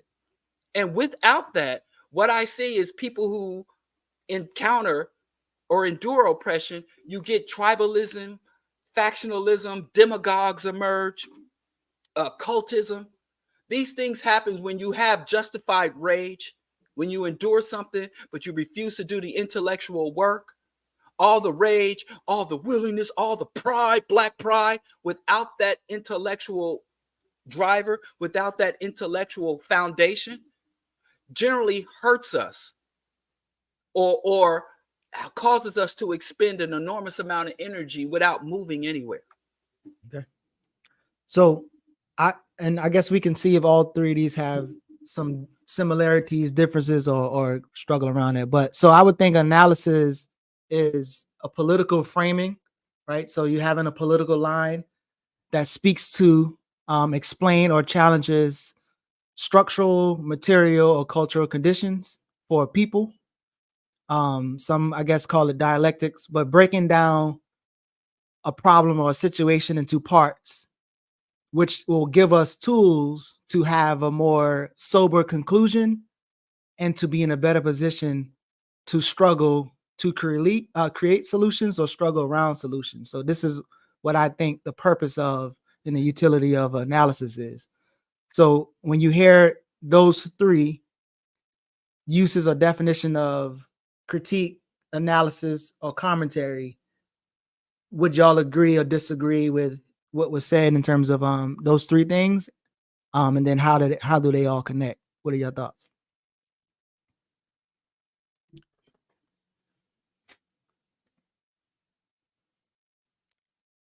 I don't know. I mean, I think you as you agree with Diallo in terms of it's not like any of the work that we're doing could exclude any of that, right? And not to say that one is more important than the other. Like, again, I don't think the academic is more important than the organizer and vice versa. They should be in perfect cohesion with each other. But I think sometimes what we do is we literally misrepresent, again, like you said, what doing the work is, and donate into something, throwing money at something. Well, see, but that's become a problem. Throw that money, y'all. Like, be careful. Yes, throw money at us. Because, again, whenever I hear vague discussions of what is or is not revolutionary or radical, or what is or is not doing the work, it becomes more and more frustrating to me. And it feels like more and more the default then becomes, in these vague, undefined or ill-defined moments, that anybody engaged in book writing or criticism or podcasting or intellectualism or academia is just not real. And is in that in and of itself defines them as less than or unreal. So I find it frustrating because in those moments, well, you're not explaining what is or is not real. You're not even explaining what specifically in the arguments that these academics or writers or pundits or whoever you're talking about, you're not laying out the specific flaws in their argument. You're not laying out the specific. It just becomes, a vague blanket condemnation that seems ultimately to justify people's unprincipled or politically flawed decisions. But similarly, in certain activist spaces, what becomes defined as work easily, and this was something that I at one point experienced very much and felt a real problem with, it feels more like event planning, as opposed to movement building, organization building. And I don't know, and again, I don't know how to distinguish or where it's appropriate to call out for a distinguishing of all of that. And then I'll stop here. Then it feels often like, in this moment, all of this confusion and vagueness shows up in direct criticism of me or of us or of the platform, and I just don't find much of it helpful. So, but I don't know exactly how to deal with it. So I mean, I also think there's no way to literally do work that's, again, outside of analysis or critique. So even people who do turkey giveaways, like, in their mind, there's some utility that somebody else thought was a good idea. So maybe it was Nino Brown, like, you pumping them with poison, you might as well give them food. And if you give them food, they'll protect you when the police, like, it's still some type of critique or analysis that's done. It might be not yours. And so I feel like even the people engaged in this work, the work is based off of somebody's analysis and or critique of something that was already kind of going on prior to them. And a lot of times, if the question is, how do we get to that conclusion? And let's struggle around how we get to that conclusion. People are uncomfortable with having that conversation. Go ahead, Diallo. I was just listening. I did have. I appreciate what you said of between event planning and building a movement. I really do appreciate that. But I agree with Jared's position and with both of you, which I'm very displeased to be in that position. So I'm just waiting to hear something I can tear down. Well, maybe it's time to move to Killer Mike's. Well, I did want to say that we had. I think that's what you wait to do, right? Yeah, right. Yeah. He only can get ideas when you can't somebody give me the floor. talking. I take the floor. Anyway, we were talking about starring comments and if we should leave some time to review all the hateration in the comments or the star comments. The end.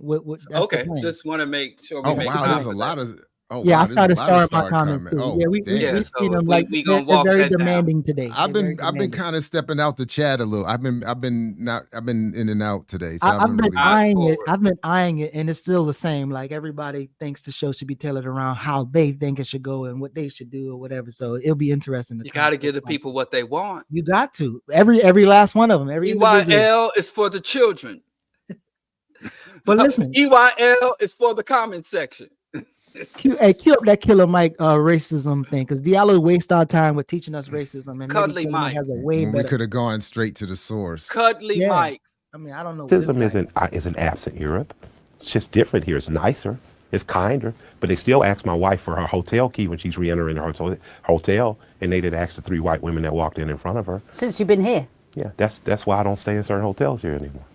So you're still experiencing that racism all the time? But you know, I'm not terribly sensitive to it because it's just something that is, but I refuse to act like it isn't.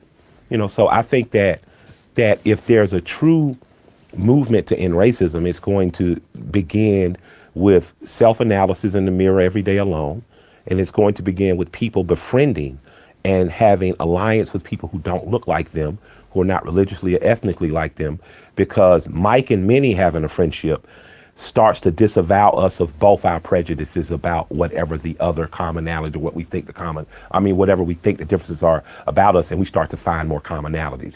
Once I find those commonalities with you, it's hard for me to generalize all white women based on the commonalities or the bigotry or prejudice I have. Once you do dispel those differences and you find a commonality with me, then it makes it less easy for you to just blanketly think this thing about black men or black people. But that takes individual effort to do. I must individually seek those relationships. That's what ends racism. Racism is. Who could disagree with that? He has a track record. So let me tell y'all something. I don't want y'all to hear y'all call this man killer anymore. He's killing mics like he's microphone. Cuddly Mike. No, he killing. You say his lyrics ain't tight? Oh, he can rap good. Okay, that's what he does. Of all the shit I said about this dude, I never disparaged this man's. I'm rapping. saying it. My verse was better than his. I'm saying it. I'm underwhelmed for all that he's talking. I'm underwhelmed by his bars. My bars. I put. It's like, man, him and KRS-One. Sometimes I'd be like, shut up and rap. You know, when they told LeBron to shut up and dribble, I'd seriously be like him. And I got some more fuel for your shut up and rap. So play that next clip. KRS-One. Stop it at 4:15. And Cuddly Mike, shut up. Well, Mike rap. About to shut you all down right here. Everyone in this room is here. Yeah. I would like to say rest in peace to Michael Brown. Yeah. He will never get to see the next phase of his life. I would like to give all thoughts and prayers to the people who are out there peacefully protesting. And I also give thoughts and prayers for the people who could not hold that anger in, because riots are only the language of the unheard.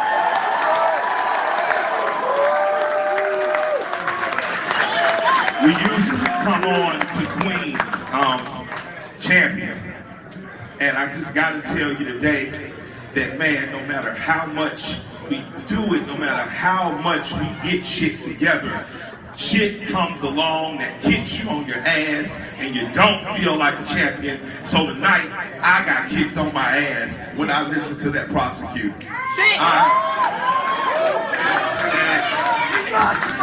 And I'm gonna tell you, you motherfuckers got me today.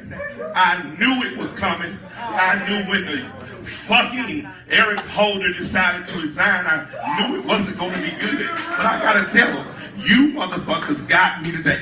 You kicked me on my ass today because I have a 20-year-old son and I have a 12-year-old son and I'm so afraid for them.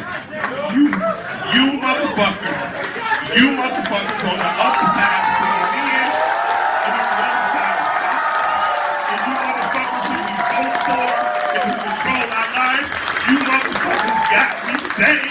You got me. When I stood in a bus and I cried and I hugged my friend and he came and he hit me and he hugged me right there, I said, these motherfuckers got me today. When I stood in front of my wife and I hugged her and I cried like a baby, I said, these motherfuckers got me today.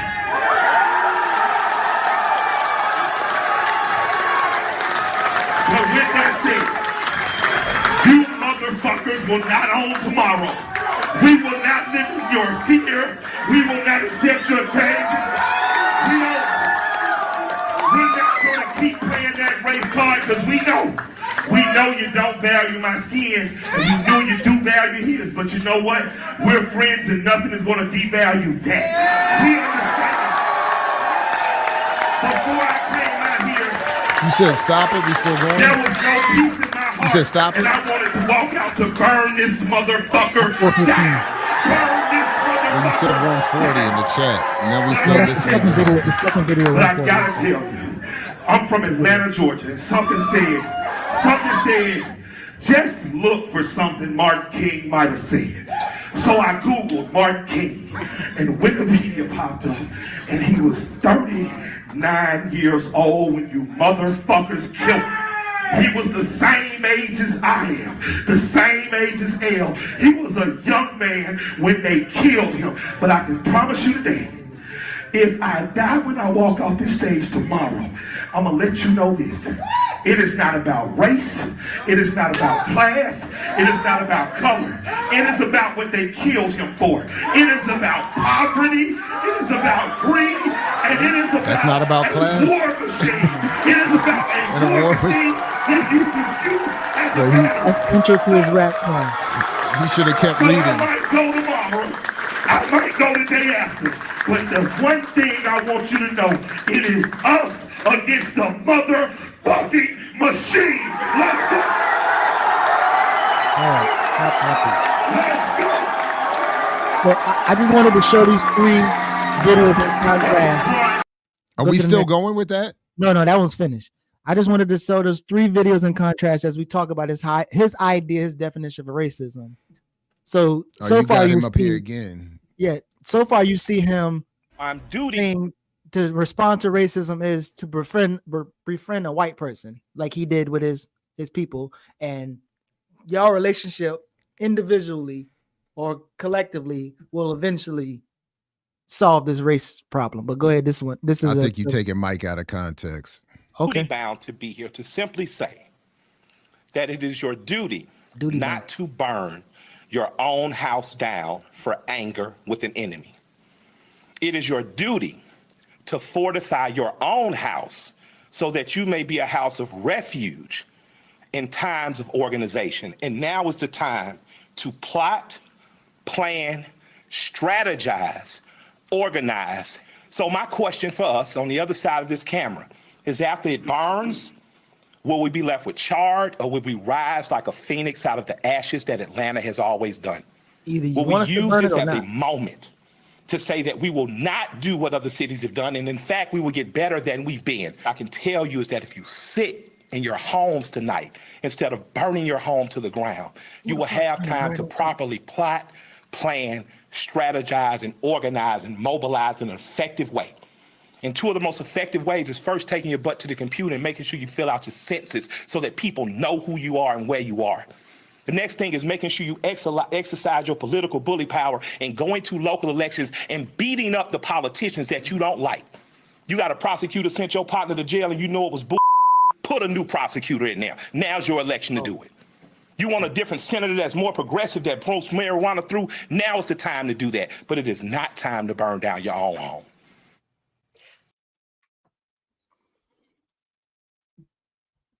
So you think I'm conflating the befriending the white person? Because I mean, I just think you've taken a bunch of clips of Mike and throwing them together out of context. We don't have dates and times. We don't know when this was said. You can't hold him when he's giving an impassioned speech in the heat of the moment on stage. Okay.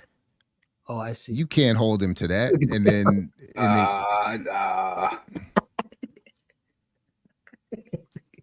pull up your Cash App. Let me see how much Killer Mike done sent you over the last couple of weeks, Jared.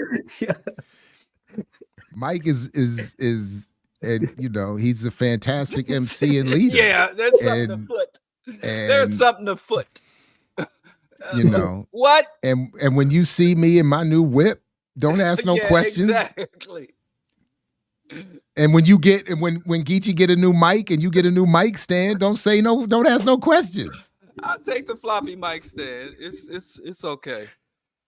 Look, that's always been my issue with, and this is why, I mean, honestly, all jokes aside, this is why I think it's important that there be public, principled, clear criticism. It's the vagueness in all of it that allows for the confusion of messaging like that to persist. Or at least aids it in persisting. And so yeah, I mean, it's all of that is a mess. Come on. If you never heard or seen Killer Mike except for that interview, even the white woman was look like, damn, homie. Even the white woman was looking at him like, for real, like, God damn it. When they put the camera on her, she was like, put it back on him. I don't want to be seen sitting across from this coon. Come on, man. You can't take that out of context. You heard what that man said. I mean, you could be emotionally connected to his celebrity, his song, but like you won't even notice the contradictions he says in every last video. I think he does this. I think it's part of his delivery, his performance. There is that too, but there's a method to the delivery that doesn't match the content of the messaging. So it comes across as brash and tough but the content is and that's where I've appreciated the cuddly moniker is that it's like it doesn't, but again, because there's no specificity when people are saying this about that and that, it allows for the performance and the delivery to confuse the absence of content or the confused content. So one of the things that go ahead. No, go ahead. Go ahead with your disagreeing. I again, this is a show. This show has been a struggle for me because now I'm in a position where I agree with Geechee. I don't think Geechee just threw together. I think Geechee well represented this man's ideology and methodology. I think those quotes did not take him out of context or misrepresent him in any way. If you just heard about Killer Mike for the first time today and you watch those clips that Geechee pulled out, I think it will give you a well-rounded assessment of his ideas and point of view. I mean, when your Cash App look like my Cash App, you'll have a different view. I just can't. Yeah, that's what I'm saying. Okay, for money, for the love of money. I mean, that's like, come on, man. That was a pretty good representation of that. It ain't like, if you had seen the whole interview, then you'd have just heard more of the same. Come on now. So a couple things. I agree. Yeah. A couple things. What context you need to be like, well, racism will end if you and I could, get together and be friends. If we play patty cake, then I know you. Listen, when we were suckling their babies our women were suckling their babies at their teat. We was cleaning their dirty drawers. White folks you couldn't get closer than a slave to a master. That's one of the most intertwined relationships you can have. And I don't know one slave master that woke up in his master bedroom and looked out upon his cotton fields and was like, when they was on their way over here in the ship. When I ordered that shipment of slaves, I didn't really know who an African is. I never really met an African until I bought one on the auction block. But since he's been here picking my cotton, since I've been brutally assaulting my slaves, and I've been selling off their babies, I've gotten to know them. And you know what? Shut it all down. Emancipation for all. What the blood clot are you talking about? Once we get to know each other, then that will solve racism. Show me a more intertwined relationship than a master and a chattel slave. They not only knew us, they defined who we are. They classified us. They knew who we was gonna be before we knew, before we got here. Man, listen. If y'all ever call this man, I don't care how many mics he kills, he's Cuddly Mike. I mean, if I was an oppressor and I could hand pick an enemy, I'd pick a fucking Killer Mike to be my enemy. Cuddly Mike. So while according to my Cash App, he gonna stay killer. The other day, killer. Hold on, killers and killer Diallo. But when I was watching Kalanji the other day with wait, sorry, hold on. Not wise though, not wise. This was the Sekou Odinga film with all of our leaders. But so as I was thinking about, like, you know, and that was great. People got to go check that out and support Sekou. It's very powerful. And yeah, that was good. I think about the people who in their times that they were struggling with, right? And so even I mean, I guess you can kind of call on the celebrities that was around that are probably saying and doing some dumb shit. But the question is, in terms of giving these people the benefit of doubt or grace, right? Because they're going to get to a certain place. So as we talk about critique and analysis and these other things, like what is the level of engagement? Because, you know, could you befriend a Mike and keep him around and don't piss him off so that when a Sekou Odinga comes up, he can drop 100,000, 50,000, 20,000 on something like that? Or do you give them a type of critique that, you know, pushes them a little bit? So I'm looking at one of Killer Mike's verses, and he says, man, you messed up, brother. That's okay. You know, ain't none of us perfect, man. Have you ever been made to suffer when you didn't deserve it? You effed up. That's okay, brother. Ain't none of us perfect. So again, I know people's verses and their life and all whatever, but what is a way to critique these people once they come to the height of their entertainment capacity? They're able to get in rooms, as they talk about, to make the type of money that eventually, I know we were joking about the Cash App, but eventually you're going to need some of that money. You're going to want some of that money. And you really ain't going to get it much other places other than the place like a Killer Mike, a Wise, a Charlemagne, and all these other people.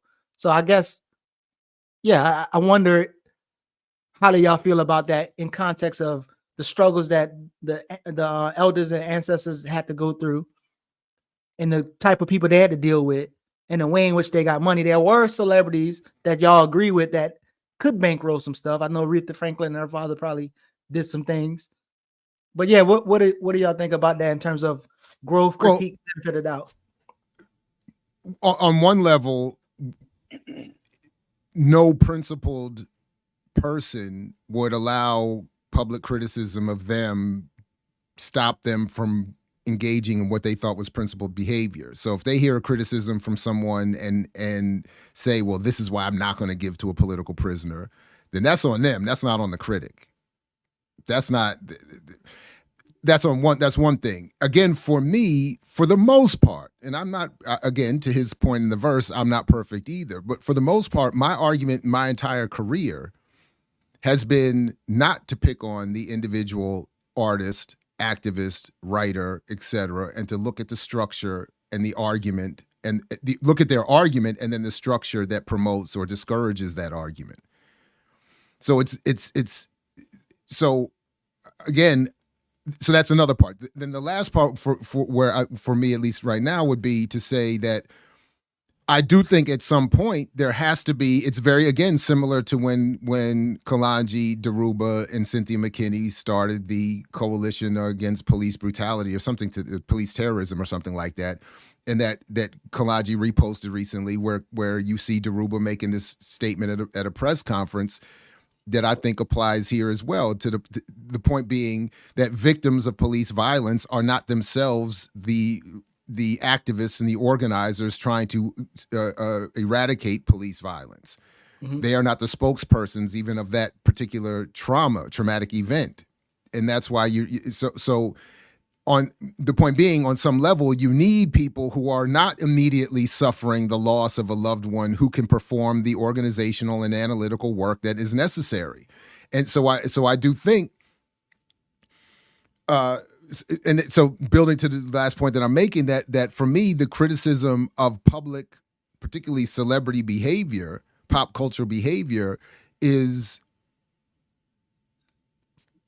for me to assess the symbolic impact versus whatever is claimed to be happening on or off the record. And I will maintain, I have maintained and still do, that whatever is done publicly is ultimately more important than what is done privately. So this idea that publicly celebrities can represent anti-black, anti-radical, backwards, anti-this, reactionary politics, but then privately fund this or that endeavor, I don't think is a balance, and I don't think the private support financially or otherwise outweighs the negative impact of their public analysis and behavior.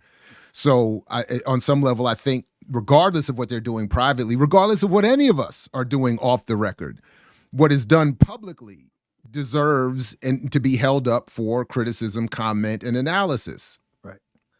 Diallo, let me put some more veggies on the plate, and this is actually funny to me. So the idea of critiquing, helping to build an analysis, right? So I don't even think a lot of us have the same analysis on the primary contradictions in society, right?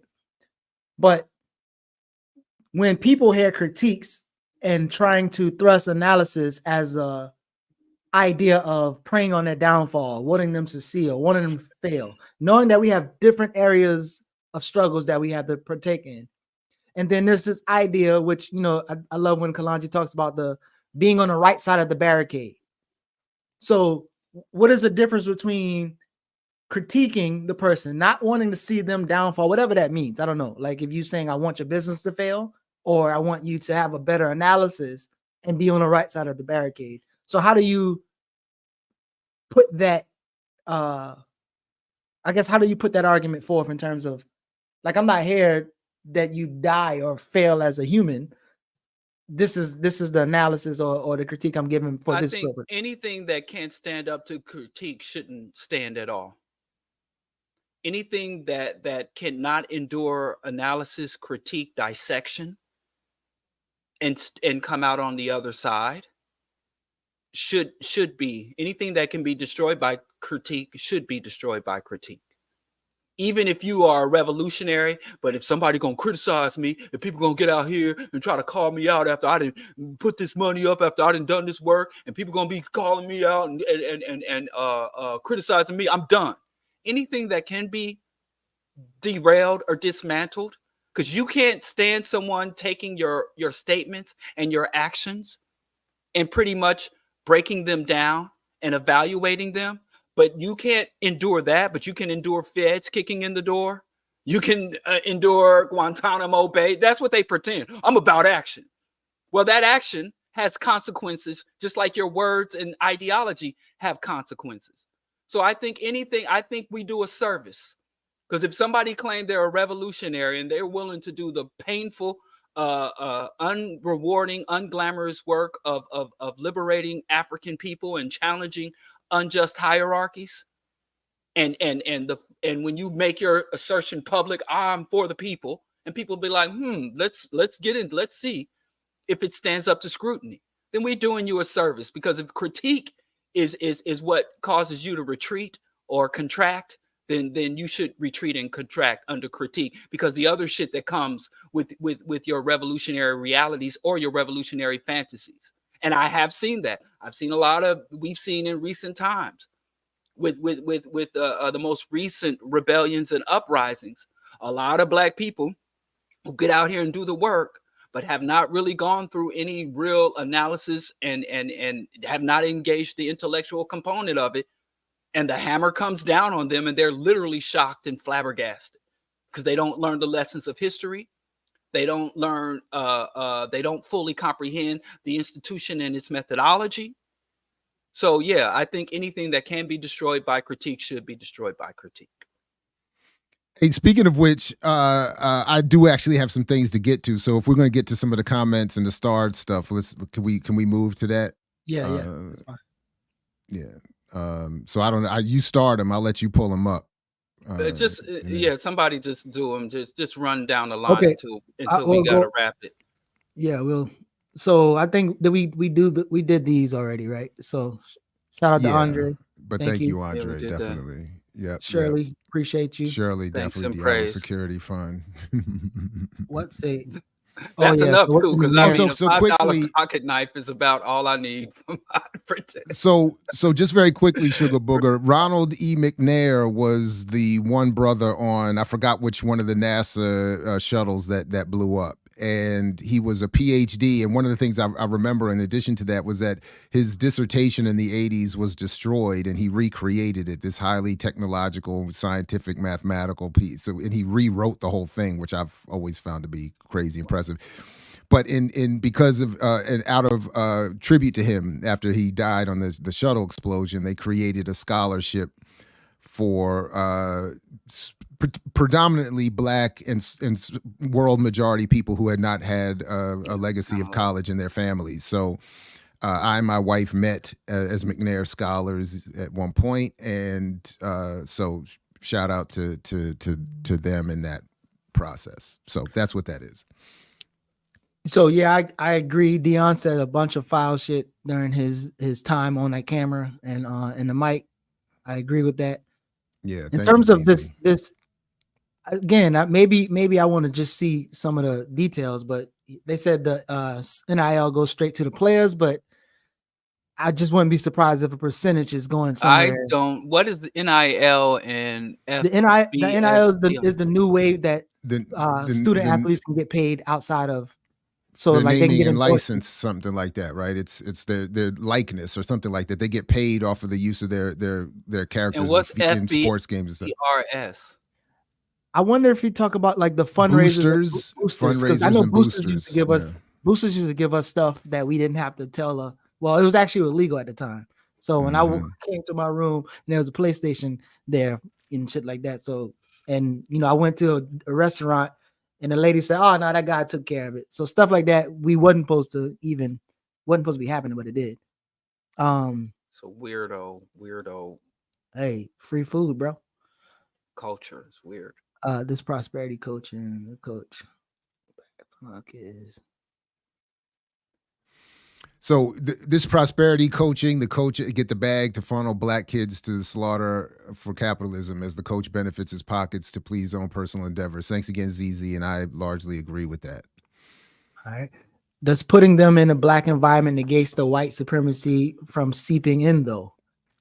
Kids at Black schools still squabbling, we're colonized, yeah? Correct. But I do... All I was going to say is I having not found the perfectly all Black situation for our children, and recognizing we are all colonized, I still do think that initial layer of not having the abuse come direct from whites is somehow a benefit. Maybe I'm wrong on that, but that even the imperfections to a certain extent in all Black spaces is still somehow I think in general a leg up, but that's just it's an unscientific response. Go Diallo, ahead. while you respond to this one too, but go ahead. What was it? While you're saying First of all, I would have liked to see it as I responded to it. Put the other one back up real quick. Okay. So he can see. Yeah. First of all, there's no such thing as white supremacists. White people are not supreme. It's white hegemony and white domination. It doesn't negate from everywhere you go. If you go to the heart of the African continent, white hegemony and white domination inundates and saturates every space on the planet and even in the stratosphere. They didn't even polluted the moon. So no, you can go to the top of the highest mountain peak, to the deepest trench in the ocean, and no, white domination has ill effects there. So no, it does not. But I can tell you, as African people, we are better off struggling with amongst ourselves and struggling to improve. You said even the depths of the ocean got white billionaires in it. Yeah, and not just, but their trash and their pollution and toxic waste and private ownership. So it is a better. Well, number one, we find that that in terms of mental health and self-identity, that Black people in predominantly Black spaces fare better than Black people in PWIs. And from an academic or formal position, but also I think being in a flawed Black space and working within a flawed Black space to improve and build is a better expenditure of our time, talent, and resources than being in a white space trying to force some level of humanity and respect for ourselves. So I think it is a better expenditure of the parents and the students' time. Build Black spaces, improve Black spaces, correct Black spaces, as opposed to escape or get out the ghetto. We're the only people that define ourselves as being segregated when we're amongst just ourselves. He said speed through it. He talking, but Goddess, don't ruin my jokes. Don't step over my jokes. God is just literal. The God just don't play around. What God you ever met with a sense of humor? Diallo took so much on that. So Joe the Plumber did make it on. Hey man, the dude, he got starred. You can't skip over star. Discrimination. Go ahead. No, I don't Diallo think, was saying it, Jared. Just say no real quick and go. Just say no. Just say no. I'll answer quick. No, but she was subjected to violence. She was absolutely not just physical. I don't. I gotta see. Just say no. Just say no.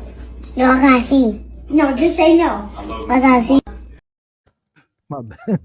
So that was a violent interaction. I don't know why we think I agree. blows got to be struck. His daughter. No, we talked about that. Absolutely. And she did engage in violence as a victim of it. Okay. So, fair so, enough. Right. So Joe the Plumber made it on MSNBC, but Black auto mechanics and plumbers probably not gonna make it on the NBC. Joe the Plumber was white. I know, that's what I'm saying. Joe the Plumber made it on MSNBC. But this is sort of my point that Too Black is getting at here. If we understand the function of academics in a society, in part to play Negro whisperers on MSNBC, we would understand that they are in a more hostile environment than an auto mechanic when it comes to developing a revolutionary consciousness, and then therefore should not be expected to do more than we would find from an auto mechanic. That's exactly my point. And all I'm saying is if we don't distinguish that point, and then the point that those who are brought on MSNBC are there also, in addition to other things, to negate the work of others in academia, then I think we're a little more clear. But this point is not attached. What Too Black is adding here is often not the appellation added and attached to the condemnation of all intellectualism and all critics and all academics. It's the nuance and the specificity and the context is left out, so that we end up encouraging, I think, tacitly or explicitly, young people and others to be discouraged of intellectual endeavors and high levels of criticism and analysis and study, all of which is essential, I think, to revolution. But so he's absolutely right. I don't know if there's a solid argument on which one is more hostile per se, but in terms of that actually proves the point, in terms of if they are in this hostile environment, you should expect them to have a certain politic until proven otherwise. So I see what you're saying. You're saying. And so once they prove to you that they commit class suicide, let's rock. But other than that, like, you shouldn't expect them to have some radical. But again, every academic to come out, Maurice Bishop, or Walter Rodney, Nkrumah and all. But the people who are popularly waging this criticism are not doing it in the context of Rodney, and they're not doing it by even expanding Rodney's context. It's being done as a condemnation blanketly of everybody in academia and anyone who heads towards an intellectual or critical process. Right. So yes, I get the point narrowly made that Rodney is making, or that you are making, or that maybe Two Black here is making. I don't think, but that's it. Otherwise, one of the joys of not being in the comments today is like, I did see a couple things, but I don't know how people come into the middle of the show and be like, okay, what's being talked about? And then no, again, what's being talked about? And it's kind of like, I don't know if we're supposed to answer that. If we ever had, I don't know if this is a critique that like we should have what we're going to be talking about list. I hear a couple people talk about the First of all, I got to do with Diallo. If you're going to be critical of Minister Server, I got to leave. No, it's not him. It's most of the words. I'm trying to figure out, like, should we say, hey, guys, this is our run sheet, and we should tell you, because a couple people make reference to the run sheet as if they know what's on the run sheet, but we stayed on the run sheet the whole damn time. So we didn't get to everything. We didn't, because we made a segue to talk to that about that. I mean, talk about the comments. Easy. Whoa. We all at it. You on your own, brother. But anyway, Christ. So the revolution is more than simply. I mean, I'm tired of these types. But again, but again, who? Wait. So, but this is my point. Who is simply endlessly engaged in debates over ideology, and then to what extent are those doing whatever D Nifty One thinks is real revolution are not sufficiently engaged in ideological discussions? So, and that, which is, I think, another major problem. People are not sufficiently ideologically clear, politically clear, and assume that when they don't address themselves to ideology or politics, that they are absent ideology and politics, and that's, of course, exactly wrong and backwards. So, but okay. I don't know. But on its surface, it's an accurate statement. If we just take it at face value, he's right. Both of these are wild, but I didn't even see this in terms of, I don't know who put us on a roster, but this is a Diallo move. Diallo's like, okay, guys, I'm going to mute, and then he mute instead of, but I don't know what happened here. I don't know. And of course, principalities. Well, of course, criticism can happen here, but I think but all criticism is not of equal value and of equal substance and of equal principle. So, and responses to criticism can happen here as well. And sometimes it seems like those in the chat want a unidirectional. Some people want to throw rocks from the bushes, and we should allow it. Simple as that. Is this want real? To throw rocks from the bushes, we're not going to cut them hedges. We allow the rocks to be. Is this real news or fake news? Yes, this is what Diallo has been quietly referencing all morning, and this is why my Cash App looks like it is, and this is why you all gonna stop calling him Cuddly. No. Is that the name of his first song for real? Listen, is that real? Black. Jared starts promoting. No, he's saying this is. I'm sorry, I don't know that Ezra is a he. Second, Ezra is saying Jared and Killer Mike have unified. We've created a song, and it's about to drop, and it's about to get me paid. And I've already got my advance. So okay, I don't. So give us a taste of your bar. Let's get a line. I'm rich. That's what you're gonna put on? No. That we sampled that Chappelle show thing. I just don't like the B word. I don't like the B word. So we sampled that from Chappelle. That's the hook. I'm rich. Did you get a clearance? Did you get a clearance to use that? Yes. Killer Mike. Killer Mike has all of the industry bona fides. He has all access to he got Kanye status for sample clearance. Listen, you can say biatch. That's like putting an A on the end of the N word. Don't say bitch, say biatch, and you'll get a pass. So is this possible? Separate the art from the artist. I don't hate all celebrities. I just trust them all. And it's connected to this, I think. Policy. But is this possible? And do y'all feel? And I know this is biased, but do y'all feel ad hominems be happening on this show? We taking shots at people's. I do remember there was a thing about cardio. We call him Cuddly. No, but I remember because he is. Somebody said something about cardiovascular issues or something. That's what I remember. I stopped doing that. And I remember somebody talking shit about somebody. I no longer call him Killer Cholesterol Mike.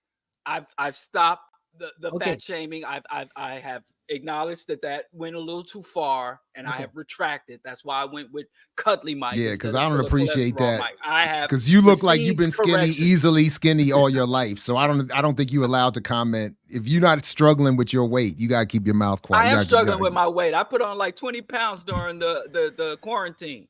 Where? In height? On the scale. And it's on his tongue. His tongue. That's right. Wait. All that muscle, it's the muscular tongue. Pause. That was the run sheet. That was the run sheet. Like, so Saturday, y'all stick to the run sheet. We don't, even though we did. But that's different. And on Saturdays there's a clearer hierarchy. We struggle, or I at least struggle with my place on EYL, but on Saturdays I know my place. So there's the hierarchy is more clear, it's more structured. So if this show feels a little bit less organized than that makes sense. And calling something ad hominem is a critique unto itself. But the previous one, go back to that, because somebody said correctly, critique and criticism are different, and then it said, and then ad hominem was the third. And credit to him, Lewis Gordon is the one that checked me on this one, on that point, the difference between critique and criticism, where, again, simply put, critique is where you more or less are in ideological agreement with someone, but you have a disagreement on a particular issue here or there. Criticism is more foundational, fundamental. And then, ad hominem is just, well, it's a whole separate, unrelated, shots fired type whatever. But so I don't think ad hominem actually happens around here very often. I think more or less, and I think this has been, personally, for me, one of the bigger problems that I've had in broadcasting, quote unquote, broadcasting period, is that I am very happy to name the person, the argument, the product, and then to offer a non-ad hominem, what I think is a principled criticism for the most part. And that doesn't always go well. People don't often respond well to that and are more accustomed to equate any level of critique even or time criticism as just hostility and unwarranted, and I think that's another problem. So when y'all hear this, words have consequences, what they do, what's your thoughts and responses to that in terms of your responsibility for you to be on a platform saying things and should be accountable to them, should have to deal with them, or like, what are y'all thoughts around that? I don't disagree. I fully agree. And that's why, again, one of my biggest struggles is with chats and anonymous commenters, because they seem too often, I think, to not feel that words have consequences, and that because they're in a chat or they're anonymously speaking, that they can just say and do whatever they want. And I struggle with that. But yeah, words, of course, have consequences. Wait, can we do ad hominems at billionaires and wealthy people? I'm just disappointed that Goddess seems to have stepped all over my joke. That was my only problem with the comment there. Like I said, deities don't have senses of humor. Who's this guy? I guess there are some trickster gods. Australia. She ain't one of them. Much love from Occupied Kwame Nations. Hey, shout out. Down Thank under. you. Appreciate you for coming through. Jared, thanks again for this amendment to our flow, because I think it actually helped me. I don't know about y'all, but this is the starring the comments. Yeah, not being. Well, no, Diallo came up with that. Yeah, Diallo. You came up with it, and then Diallo added to Diallo. This man. It's on tape. Diallo, hold on. Let's be fair. Diallo said stop using comment projection as a weapon. Yes. And then I try to add on a little to that to just say, well, let's just section it off and deal with it later. Oh, I thought you started it and he added on. No. He started. No. He started it with because he was pointing out that you in particular weaponize comment projection. Oh. I'm glad all this is recorded. I'm so happy this is all recorded. Me too. I'm glad all your recordings are recorded. Could have helped. I'm gladder than you are. Oh man, thank you, Law Brennan. I'm the gladdest knight in Georgia. Like I said, go back and watch the previous show. But I think it's extremely hard to like be directed by everybody in the chat and in the comments afterwards. That journey is difficult. Like, so again, on the one hand, I appreciate that people take the platform and even the show seriously enough that they get serious about it. I just am not always in agreement with how they convey that, and that's cool too. And I think so that's all I'm saying. So to the extent that we get criticism, sometimes we respond, and then there's that's it. I don't think it has to. I do think, and I know this is somewhat a reference to something off the record, but I do think that there are lines that get crossed at times too with that, with the criticism publicly, et cetera, and so forth, and any suggestion that anything that is suggestive of something beyond of a principled verbal disagreement, I think is inappropriate. So this was suggested. Should we do this now? Every time we go to a topic? Yes. Should we do this? That's what does that mean? So this person says that we should have some type of link or something description up for everything that we go to, so that the audience know what we're talking about at the time. So is this something we should do? I do. I actually think we could have like a little. We could put up a little. If we don't have the story up itself, we could have a little chyron at the bottom that says we're now talking about this or that topic. I do think that. I just expect people will start at 8 o'clock. No, that's what I'm saying. I expect people to just sit quietly from 8 to 11 and just pay attention. I don't see what the issue is. Shut up, let me talk. I'm talking. And then there's no issue. Fine. I didn't know you could do that. How you do that, Geechee? Don't worry about it. You create a banner. No, don't tell him nothing. Don't tell him nothing. Don't tell him. Nah, don't tell him. Now we're gonna have banner wars. We're gonna have banner fights. Yeah, you told me already. You said that's the font. That's the font. That's not actually putting the shape. You should know how to do this. Don't you run your own show? I never did this. Diallo, what are you doing? All right, I'm exercising my power. You change the color. Power, use it. At the bottom, it says create banner, man. It says create banner at the bottom. You create your own banner. Wow.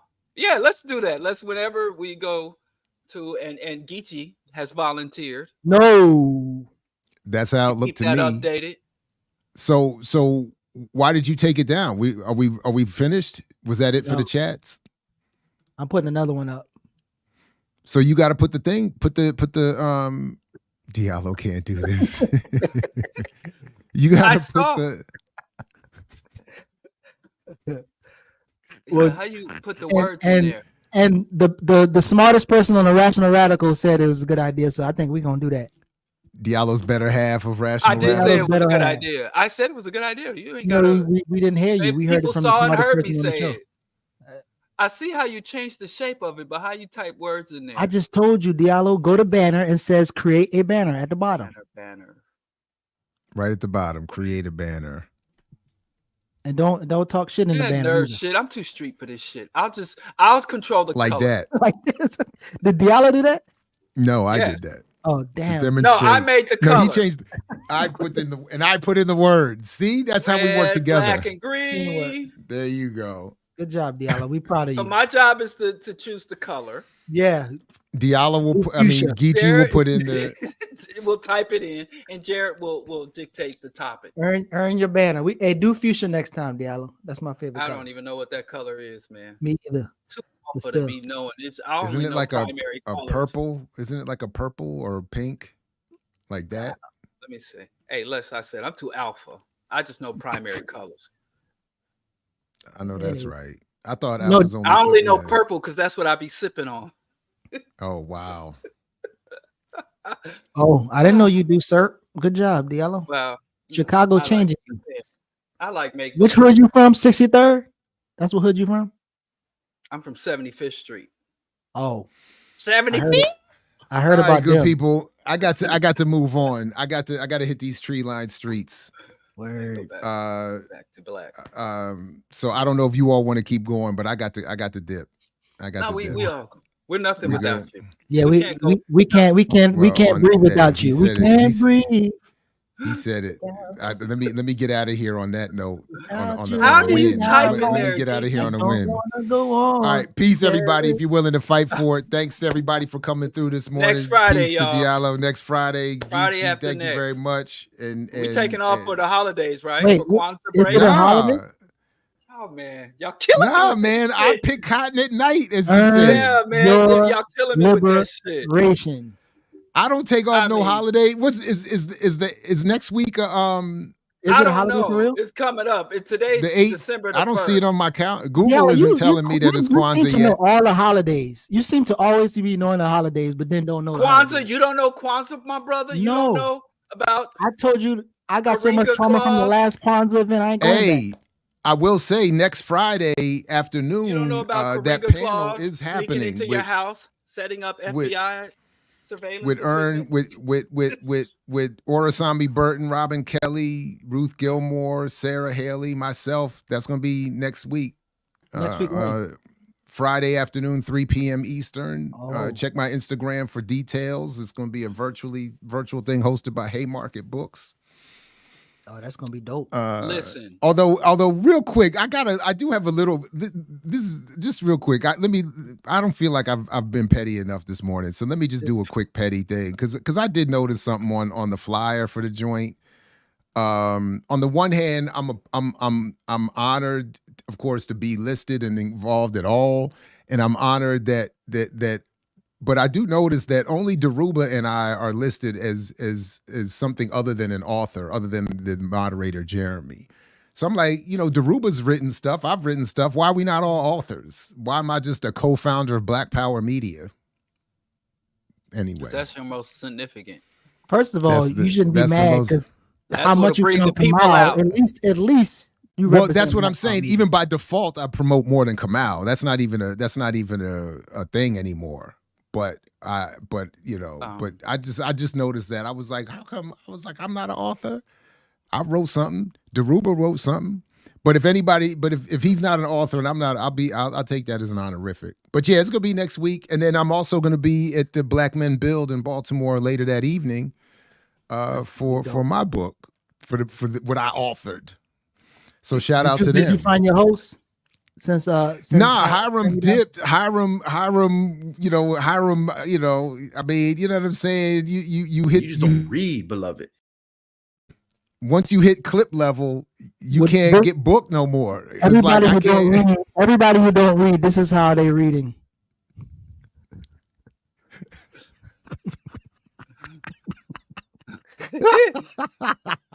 As if that don't work.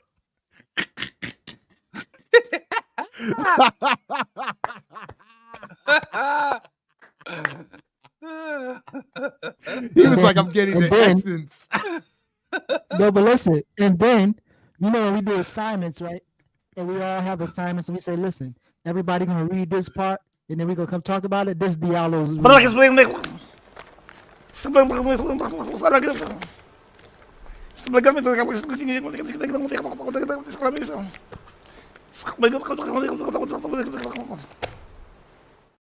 Listen. And then they didn't. You noticed they didn't ask him about the content of what he read. Oh, they did. They did on the whole clip. They did. Trust me. I had to go watch.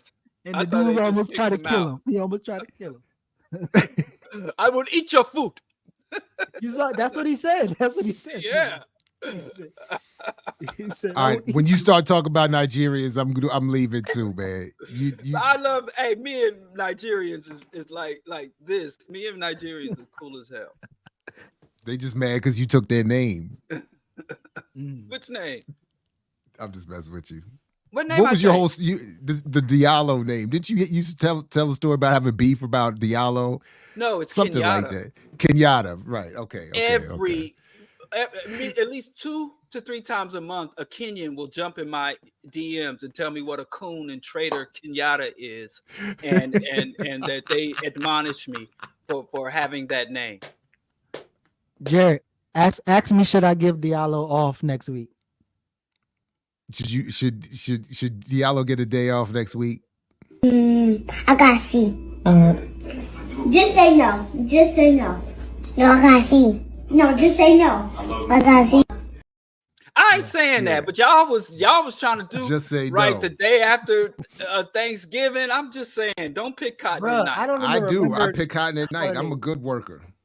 I don't remember how. I don't know. I'm saying if the oppressor gives you a day off, take it. I ain't saying you got to carry out the. I ain't saying you got to carry out the function. I ain't saying you got to. No, I'm a make real a turkey or unwrap gifts. I'm just saying, if he says, okay, you can take some time off, why the hell wouldn't you take it? No, because like Hassan Campbell says, there's field slaves and house slaves. Me, I'm a runaway. So you can take every day off. So I only take days off that are not sanctioned. I take my days off where they tell me I can't take me. They say be at work. I'm like, nah, I'm not gonna be at work. That's my day off. You know, Piper's still dropping some bread on us. Oh, thank you, Diallo. I'd love to see y'all talk about COP28 boycott and alternative summits. Hey, you want to put that on the agenda for next week? Thank you, Piper, for the support. Dag, Piper. Yeah, let's do it. Okay. Piper, please send us some emails on stuff that you already got. We live in a gynocracy, so if a sister tell us to do something, we got to do it. What was your new label? What did you just get called again? Because he trying to call men to task, and some black women said, "Don't call them to task," because black women doing it too. And then he got women fighting in his chats and shit. Diallo is a riot. I like that. Hey, I don't want to take Kalani. Diallo is a fighter. A fight the ladies fight. Let's break. Diallo always on the side of the women. Now I like that, Diallo. Good job. Let's break out the mud. All right, y'all. No, he said not gynocentric. Now we live in a gynocracy. We live in a because we are gynocentric. We now live in a gynocracy. Party. I mean, we're not trending well in the manosphere. We got to get our shit together. Yeah, you're gonna make me late. I gotta go. I got stuff to do. Yeah. All right. Peace, everybody. If you're willing to fight for it, like Fred. Show with Cuddly Mike. That's it. That's it. I gotta go meet Mike. That's it. I got text wait. He like, hurry up. I'm waiting. Now. I got a long list of notes. Shut it down. Almost had Shut it down. I know it's out. So we out. All right, peace. You got to earn your liberation.